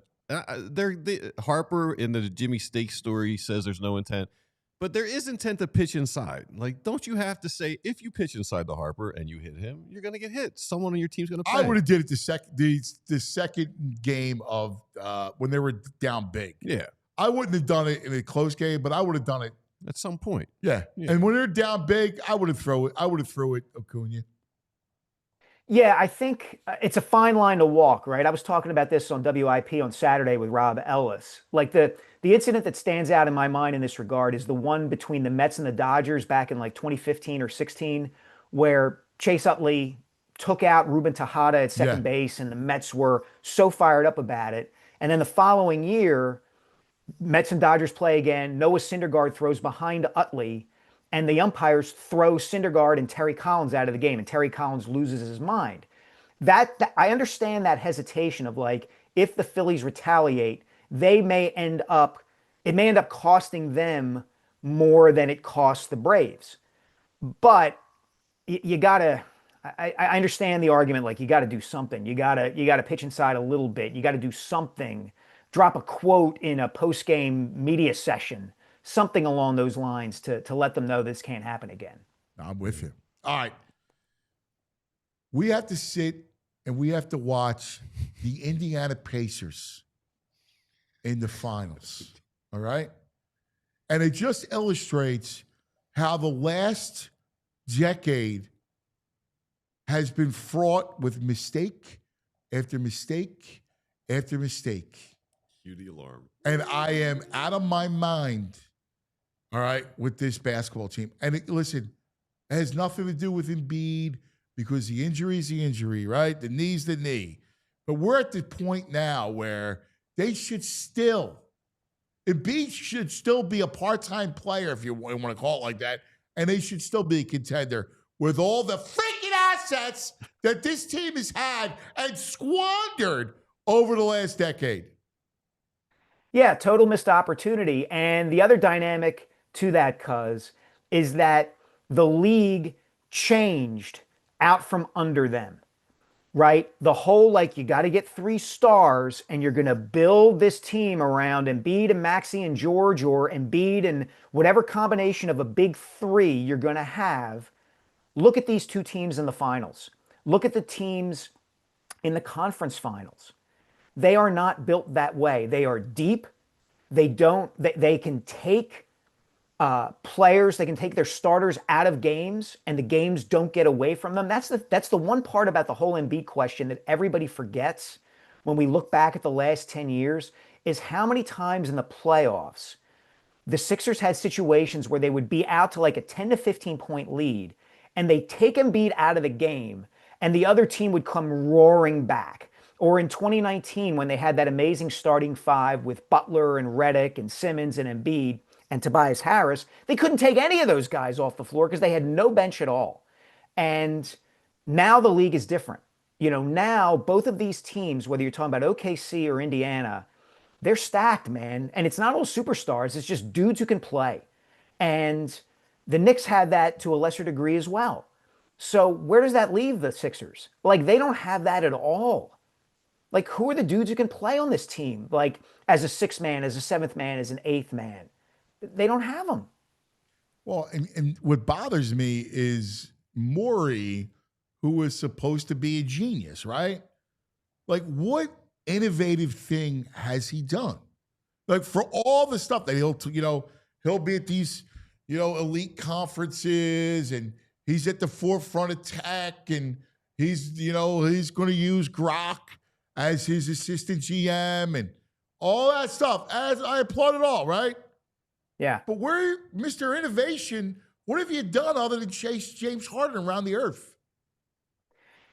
To use a basketball analogy, right? Morey was terrific in Houston because he figured out from an analytical standpoint what he needed to do to build a team that could contend for a championship when he didn't have the talent that the Golden State Warriors did with Curry and Thompson and eventually Durant, right? So he crunches the numbers, he trades for James Harden, he surrounds Harden with shooters, and they're going to 3-point teams to death.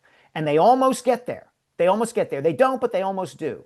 And it was innovative at that time. What's his second move? He's the equivalent of a player who has one move that's dynamite. And then once the defense or the defender figures it out, it's like, okay, man, what's your second move?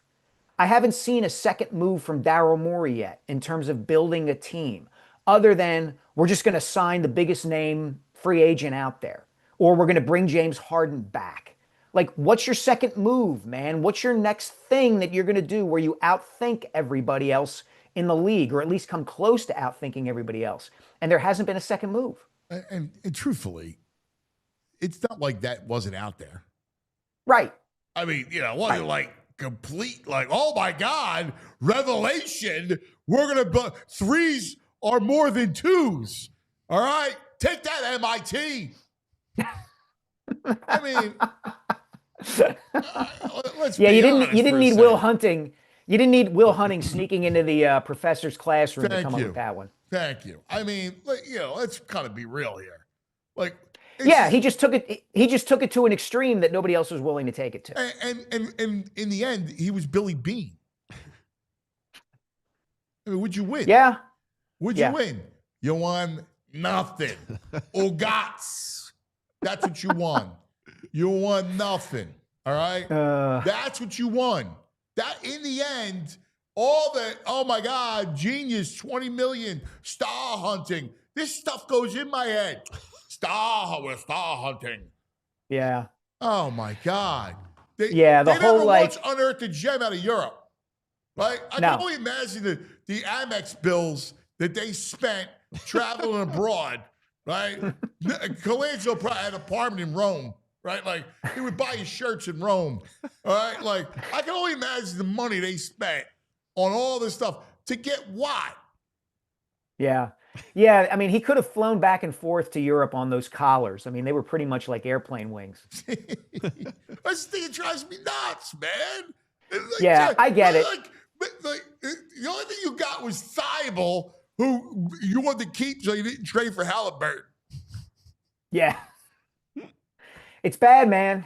It's bad, and I totally get it, totally understand it. Hard to argue with it. I think about the amount of time I spent writing about Dario Saric and who he was going to be. It's I just shake my head. Dude, I get so frustrated. Like, I'm missing the playoffs, man. I'm missing them. I'm missing being relevant, being a part. Like, here in the NBA, like, playoffs. Wow. Yeah, and you know what I miss about? I just miss being there for it, because the environment in an NBA playoff game in that arena, or to me, even more juiced, is an NHL playoff game. And it has been so long since the Wells Fargo Center had that juice in it. That's what I miss. I don't need the Sixers or Flyers to win every game. I'm not, my fandom is different than it used to be. I do. I just want to be there to cover it. Yeah, man. I want the energy in town. I want a big game. I want them. I want the networks to show the skyline, man. Like, looking north up Broad Street, City Hall lit up. I love that. Give me a cheesesteak shots. No, I don't want the cheesesteak shot. I don't want the cheesesteak shot. No. That's too far. No. Pushed it too far. Yeah. No. Yeah, too cliche. Then we're getting into Santa Claus territory there, and you don't want that. Whatever. I'll be honest with you. For the trade-off, I wouldn't even care. I just want a big freaking game where they're actually legitimate. Like, the times. I mean, this team has gutted me. It has gutted me. They've ruined Father's Day. They've ruined Mother's Day. They've ruined Easter. They've ruined spring. They've just ruined the month of April and May. Yeah, it's funny because I think back to that 2023 series against the Celtics, and I'm sure you guys remember this. There was that Game 5 in Boston where they won, and Embiid, late in the game, had this amazing chase down block. And I got a text from a buddy of mine, and all it said was, "Whoa, period. They're finally ready." And that's what everybody thought, right? They killed the Celtics that night. They're coming back to Philly. Embiid's going to get the MVP award. It's all there. And then, sorry, man. I brought the game up. I brought up Game 6 earlier today. I brought it up. Oh, my gosh. I used the Tatum, right? I was talking about one of my kids' baseball, right, that I coach. And I was talking about how the kid made an error and struck out or something with runners on, and he was upset. And I was trying to tell him about, you got AI. AI's 2 for 18. You keep shooting, right?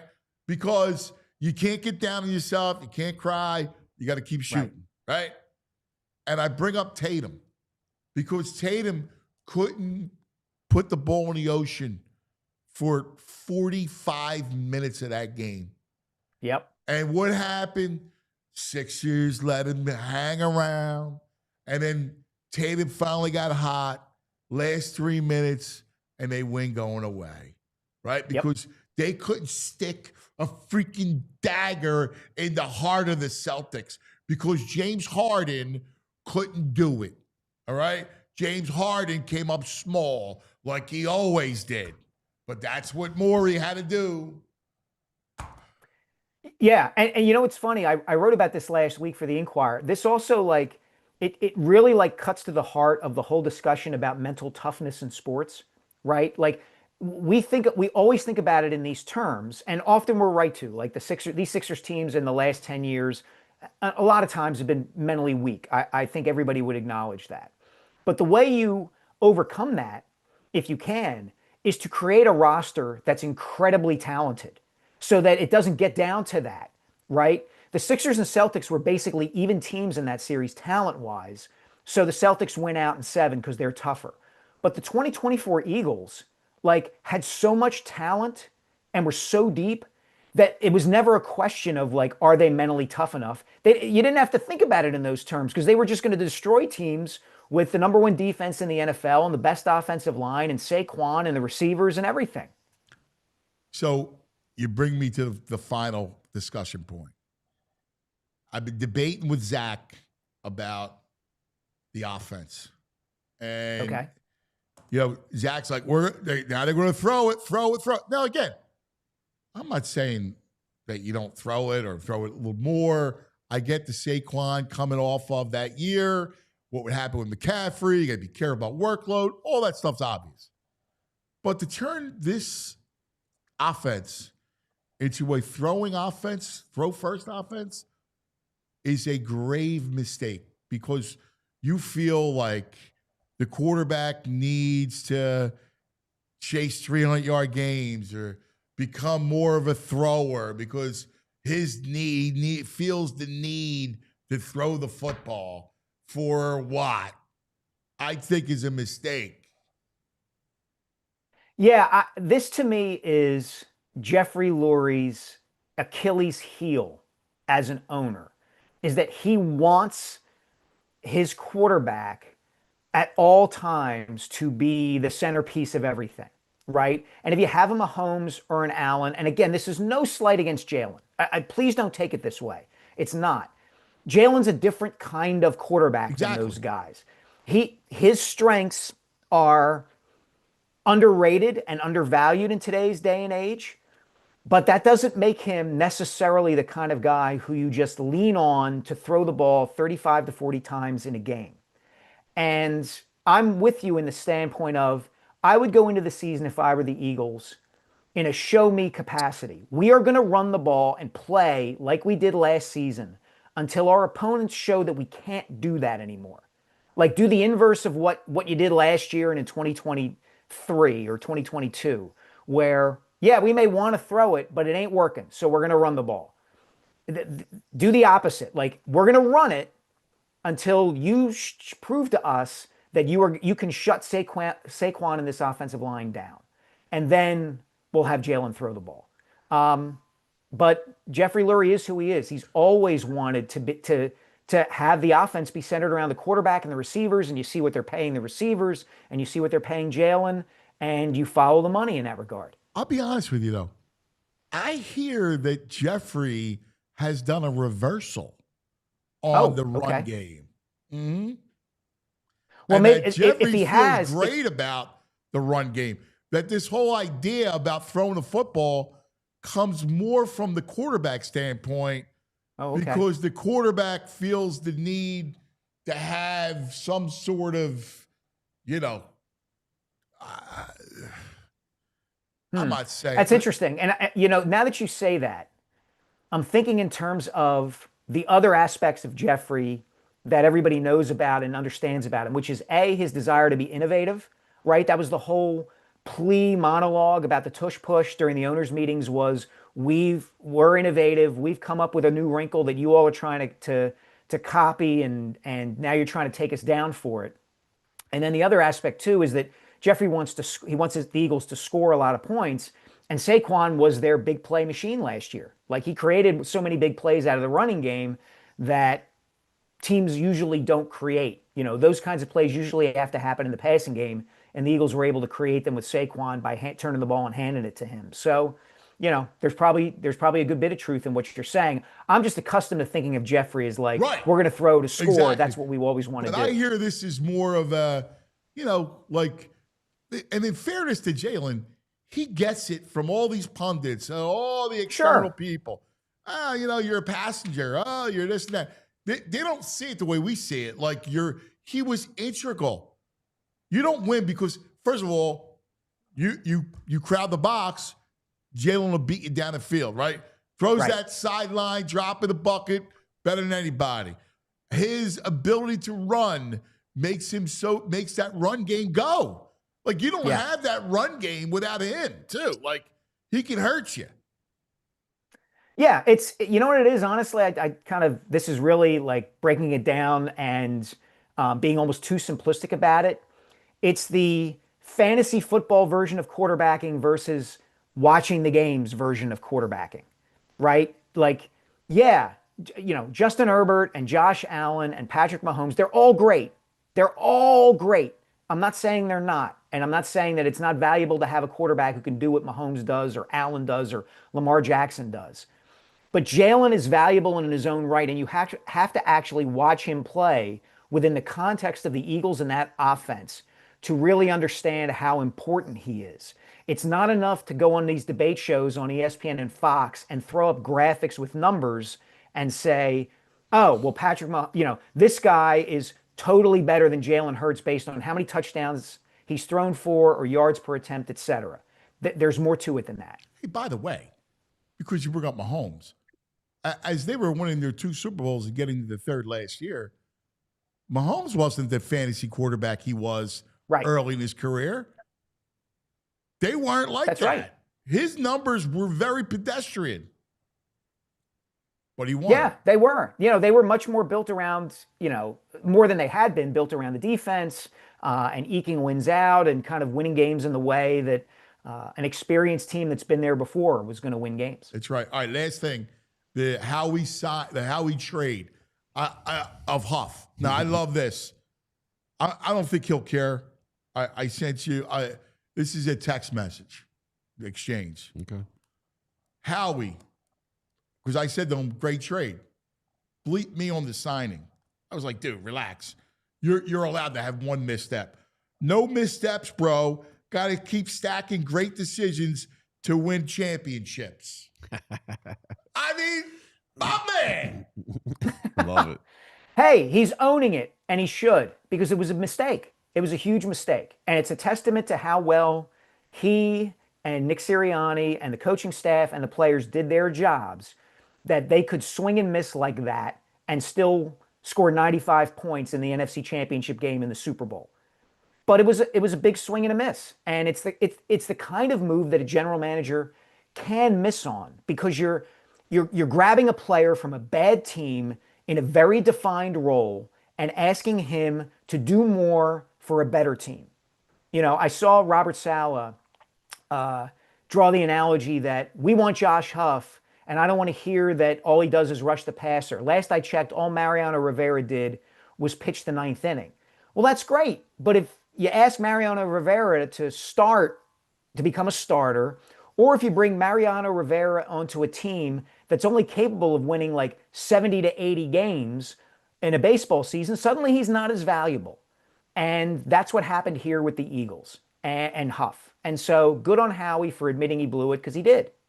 And getting out of it with the trade. I like it. Yeah, freeing up some cap space. I like it. Brother, you're the greatest. Any update in your world? Heading Wednesday to one of the houses where Sylvester Stallone grew up. Going to take a tour of it. get some hands-on sense of what it was like to grow up in Northeast Philly in the 50s and 60s. That's awesome. Nice. That is great. That's why you're the best, dude. That's why. Dude, I'm trucking along, man. I got until November to finish this thing. Shoo. Oh, I love it. Hey, Mike, how many push-ups can you do? In a row? Yeah, Jimmy Stakes was on your show this weekend. Said 45. How many can you do? Yeah, I could probably do 45. I think. So Oh, do the man. brain. He fights the brain in his brain, and he fights stakes in push-ups. Yeah. Let me know when you want to do the brain challenge, the first challenge. Anytime, man. All Anytime. right, next week we'll put it together, the first one. All right. All right, We sounds do the good. summer of challenges. Maybe we'll go by teams. Yes. We'll do like Yeah. a team at a time. Yeah, I like it. All right. Sounds good. Get Zach up here. All right. I love it. Thanks, brother. You're the man. All right, thanks, guys. There he is, the great Mike Sielski, my main man. I love it. Before we get to Zachariah, who's at the B-Dog Golf Tournament. Oh, nice. Isn't that great? Yeah. I love Zachariah. Nice. Perfect. All right. Let's talk about some Ace. All right. Ace is the place. Yeah, let's do it because Ace is doing some great work by taking all the stress pretty much out of home repairs, which bug me out because I am not handy at all. So if you got a leaky pipe, Ace Hardware Home Services, they're around the block with everything you need to fix it. And most importantly, they got the right people to do the fixing. That's a big thing. Got your air conditioning issue? It's going to heat up. It's heating up this week, so might want to get that checked out. They got people for that. If you got some plumbing stuff, a faucet you might want to fix, they got people for that too because they're not just the helpful hardware folks. They're also the helpful home service and repair folks. From plumbing to heating to cooling, they got trusted pros to keep your house humming and running all year long. Ace Hardware Home Services, they're bringing the helpful home, the helpful you love from the store right now to your front door. Visit Ace Hardware Home Services online at www.acehardwarehomeservices.com to get started on your next home project. That's www.acehardwarehomeservices.com. Ace. Ace. Let's talk about Parks Casino, Street Road, Bed, Salem. Here we go. You ready? Here's all the stuff that you got going on at Parks. It's just a plethora of entertainment. Mm-hmm. There's always something to do. The summer of Parks Casino, you're looking for something to do. A lot of good Head acts. on up to Ben Salem. It's right around the corner. Super, All right, super easy to get to from the city. You got the Excite Center with all the great acts we'll tell you about. The restaurants that just one after another. Great food, great night out. Of course, they have thousands of hot slots, state-of-the-art sports book, beautiful poker room, all-weather beer garden. Here you go. Tickets on sale for these headliners. Kansas. Carry on your wayward son. There'll be dreams when you are gone. That's October 4th. That's right. How about a little Joey Diaz, August 23rd. Comedian Hannah Berner, September 19th. May 30th, coming up, Ashley McBride. Never wanted to be that girl. Never wanted to hate myself. I thought she played. I wasn't ready for it. I thought she played this week. She's May 30th. June 6th, Taj Mahal, Kev Mo. Woke up this morning, mama. I had them Statesboro Blues. July Statesboro, Georgia. 3rd, Gary Clark Jr. Here come old flap top. He come rolling up slowly. He still moves the neck in the neck brace. Even That in still that moves the way, you head. look like it. You're looking like Spider. Go ahead, Spider. It's more He shoulder. looks Yeah. like Montesanti in Sopranos. UB40, September 6th. Oh, yeah. Red wine. Yeah, Russell Peters, the fine comedian, September 27th. Australian Pink Floyd, September 20th. So you think you can tell heaven from hell, blue skies from pain. Comedian Brian Regan, November 22nd. Don't forget Bill Murray, November 15th, his Blood Brothers. Bill Murray, A Night of Blues and Old Time Rock and Roll. Bill Murray. Don't forget dinner and drinks before the show, Liverdale Gastropub, Beer Garden, Parks Grill Steakhouse, Bamboo Noodle House, Chickies and Pete's, ParksCasino.com to buy tickets for all shows. Parks Casino, this is how you win. It'll be 21 gambling problem. Call 1-800-GAMBLER. Now, joining us from the old PHLY Bird Show. Nobody better. He's always out there talking ball, covering this team like nobody else does. The great Zach Berman, live from the Brian Dawkins Golf Classic.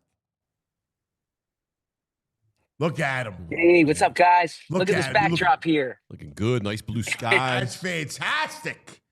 Looks beautiful Yeah, out there.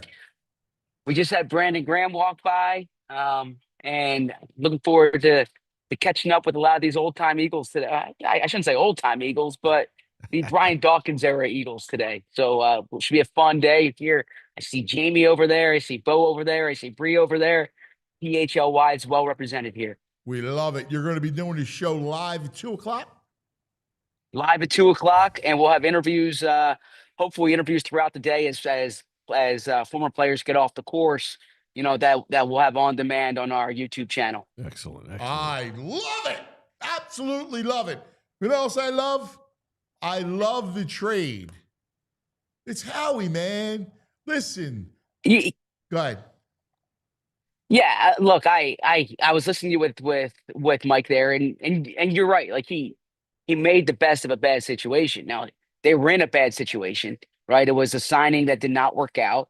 As Howie texted you there, he acknowledges that.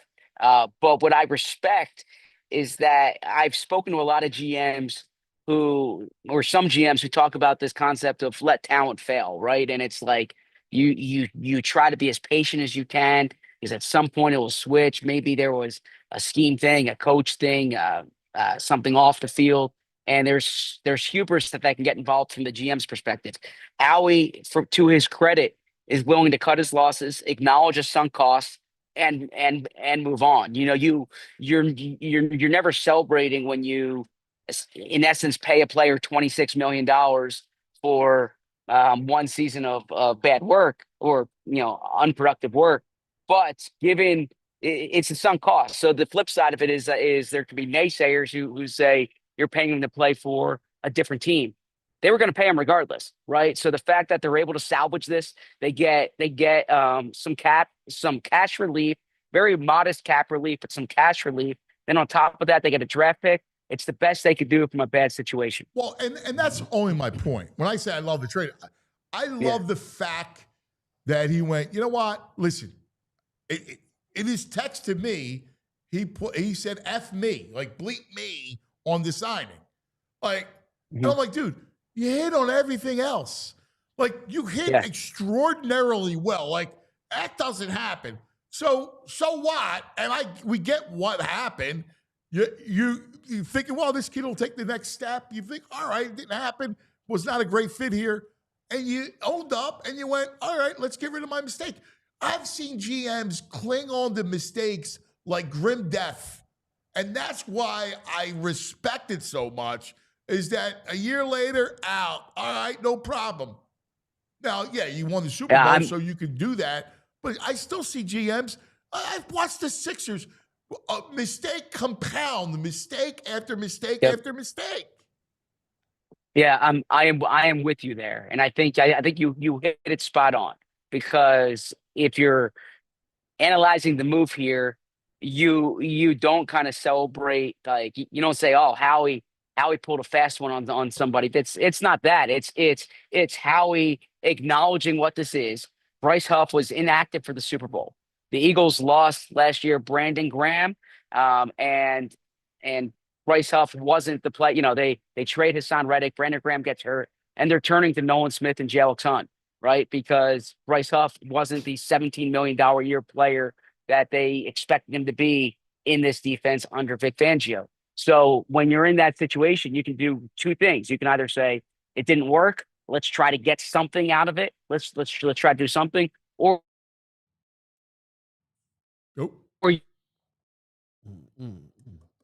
Oh, look, here's Frazier in his. Yeah. This spider. You got a glimpse of spider in his neck brace. Oh, that's not embarrassing. It is what it is, man. It's amazing. Like, if this was another era, you would be like you would be pouncing on Howie. Oh yeah. I mean, what are we gonna do? Everything else worked out for the most part. I mean, there's a linebacker who probably didn't work out as well. But the Super Bowl, best team in football. What are you gonna do? The guy's earned respect, man. He's not great. He's had his mishaps.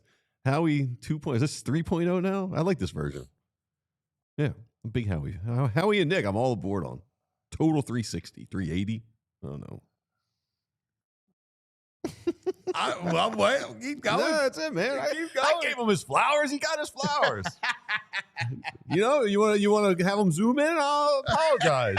I apologize for breaking his stones and chickies and peas all the time. Get him on the horn. We used to do. It was the best. No, I'm just teasing. No, We're just busting I know. balls. But you know what was great? So I used to do we got Zach back. Cool. So yeah, I think my laptop overheated out there. Yeah. With the sun baking on it. So, and in mid-sentence, but essentially what they were willing to do there was not try to compound the mistake, and I give them credit for that. The cap savings was a bit overstated when the move went down. It's about $2 million in cap savings this year, a little bit more than that. They take a cap hit next year because it's post June 1st. But the key here is they save about $7.6 million in cash this year by virtue of San Francisco taking on the contract. Yeah, I mean, now that you're talking about the cap they're saving and stuff, reports are they got between 27 and 29 million maybe in cap space after June 1st. Yeah, there's definitely some cap flexibility here that they have. You can see Jamie behind me right here. Bombing you. Yeah. So you got a transfusion. So I think from having a lot of conversations with people this off season, and there's Bo right there. From having a lot of conversations with people this off season, what they want to do is they want to roll over cap and cash next year to try to be aggressive in contract extensions. Jalen Carter's a guy who's obviously eligible for a new deal this time next year, so they'll be aggressive then. So you're telling me there's no Trey Hendrickson happening with this cap money? You know what? I'd be surprised if it's Trey Hendrickson, but I wouldn't rule out I still think the Eagles aren't done at edge rusher, and edge rusher is my biggest question mark right now. So look, maybe someone like Trayvon Walker from Jacksonville becomes available. But I don't think it's Trey Hendrickson. It could also be a veteran who's ring chasing. It could be a Zadarius Smith or Von Miller type. It could be someone like that, as opposed to I don't think the Eagles are trading major draft capital to get Trey Hendrickson. I don't believe that will be the case. I agree. I think it's a ring chaser. I agree with Zach. I don't think they're done. I think they're open for opportunity. Cool. What's on tap for this week? OTA, baby. Yeah, I'll be on the field tomorrow. Looking forward to that second week of OTAs. So there were some players who were not around last week. I'm curious to see how if they're back this week. Next week's the mandatory minicamp, so we'll definitely see Devontae Smith on the field next week. But Reed Blankenship, for instance, he wasn't there on Tuesday. I'm curious to see. Yeah, I expect him to be on the field tomorrow. So I want to see who that second safety. He'll be here tonight. Yeah, exactly. Yeah. So I want to see who that second Reed and safety Coop is. will be here at 5:00. Yeah. At the PHLY studios. Yeah. Cooper was. I know Reed was out in Iowa yesterday for Cooper's softball game that he had. So we heard to hear them talk about that on the exciting mics today. Well, I guess it'll appear later this week. But yeah, I want to see who that second safety is next to Reed Blankenship, and just want to see another week of really this defense. There's so many new faces on this defense, guys in different places. And I want to see another week of those guys out there. Yeah, I'm looking forward to it. Well, we'll talk to you later in the week about that. And, you're going to come on, I give us a little more of the insight. What's the schedule? Next week is the mandatory week. That'll be a little bit more intensive when it comes to work. Yeah. So, but this is the thing. Nick's only having 1 day of mandatory practice this season, which is actually more than he had 2 years ago and 3 years ago. Last year was the first year they actually had a mandatory minicamp under Sirianni, but it's not the 3 days of mandatory camp that Doug had and Andy had and Chip had. So it's not quite the same. But yeah, it's more intense next week in that you have everyone there and it's their last session before training camp. Yeah. Before school's out. Exactly. That's it, buddy. Zach, thank you, my brother. We love you. We'll talk to you later in the week. Appreciate it. Talk to you guys soon. We'll be watching. Zachariah! We're in overtime. OT, overtime. Be a brief overtime. A brief one? A brief one. What do we got? I'm sending Frazier. He's got his nugs. No, I'm sending him back in the day. We got some nugs. You want to do some nugs? I thought, is there any nugs burning in your pocket? Let me see. Let me see. Maybe I got some nugs burning. You don't have to. I mean, we could be brief. I didn't know if I don't want to shortchange VG. No, there's a couple. I know there's a couple good ones. I know he had a big party weekend. Yes, he did. And I know he's right now, it's loggy. No, I'm not loggy. I feel great after that room temperature Pepsi. No, I got a couple. Like Scotty Scheffler won again. Jack Nicklaus dropping some truth bombs after the tournament that he won. Basically being like, look who he's against. Given the body of work that Scotty is putting together, what makes him elite? Well, I think that, great players are ones who rise to the occasion and ones who know how to play coming down the stretch in important events. And, looking at the leaderboard today, he didn't have, Ben Griffin's a nice player. Stek Straka is a nice player. Nick Taylor's a nice player. Those are all the guys that were there basically coming down the stretch. But he knows that those guys, are not in his league. Now, if he'd have had, I don't know who else it might have been, but if somebody else at the top, or Xander or somebody like that would have been there, he might have said, well, that might be a little tougher. I might have to do something. He didn't have to. They're not even in his league. He ain't played nobody, cuz. Yeah, there's a stat going around since May 2nd. Scotty has 3 wins. Instead of the Rockies. I saw it. Scotty and the Rockies had as many wins in May. 3 apiece. Outrageous. Dude, the Rockies are just, but that's what I mean about baseball, dude. You can't have a team like that. Mm-mm. There's got to be some kind of, like a floor. There's got to be something going on. You got to do something. Like that's a real issue. You got some bad team. Like it's awful. Yeah, it's a joke. It is. It's terrible. Bobby Clark was on the podcast. He's talking about a time he interacted with a young Wayne Gretzky on the ice towards the end of his career, and his wife wasn't too happy with the way he treated Wayne. Game against him. I played against him at the end of it.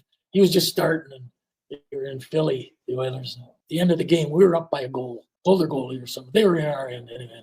I come up behind Gretzky and I just cross-checked him from behind and knocked him down to the ice. And we end up winning the game. And after the game, we get in the car and my wife's just pissed at me. I'm kind of, what's the matter with you? She said, how could you do that to that nice young boy? So Gretzky looked about 12 years old, right? Looked like my son. Yeah. And I said, because that nice young boy is going to be kicking our asses for a long time. Clarky! Yeah. I get it, Riles. Clarky! Nice young boy. That nice young boy. That's a great dog. Yeah. I'm excited about this one. I don't love alternate uniforms in football unless they're Kelly Green. But the Dolphins have been teasing a Miami Vice uniform, and I am all in. Those are so bad. I am in on the Miami Vice uniforms. Wow.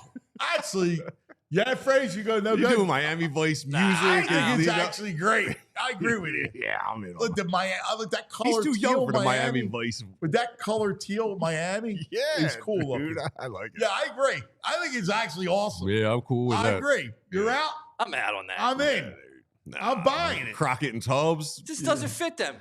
Dude, For how you are with like teams and colors, that doesn't fit. it's Miami. It's Miami. But it's going to be the teal and the orange. That is teal. Yeah, it's teal and a little pink. A hot pink. I mean, it's definitely Miami. I get the Miami thing. I get It the looks Miami like Vice. Miami. Feels like Miami. Just looking at it. I hear Flamingo pink. Pitbull playing in my head. I mean, it's ready to flamingo go. pink. Yeah. No, but look at it. It's flamingo pink. This is worldwide. Yes. I'm totally in. Neon. It's Miami's neon. Miami Beach, man. Miami Beach. I dig it. All right, we got a old back in the day, coming off a little Phillies action. When Mike Schmidt was back on the broadcast booth first time in like a month, so we got a little old video you might like with Michael Jack Schmidt. Okay. 1 second. Mm-hmm. A little Michael Jack It was Schmidt. a little instructional What video. sucks is a bad sports night tonight. Yeah, I was just thinking about going to a movie tonight, maybe. Yeah. Because there's nothing on TV. Yeah. Yeah. Here we go. Here, a little instructional video. Him and Dale You have the Hunter. ability to swing the bat, and you want to make sure you let your hands and your wrist work for you. And the best way to do it is to grip it in your fingertips. Make sure you don't get it too far back in the palms of your hands, but grab it in your fingertips to make sure your wrists work and you have good control of the bat. I had a good way to illustrate what you're saying. In college, my coach said, well, if you really want to find out how true this is, I want to see how far you can throw this bat with one hand.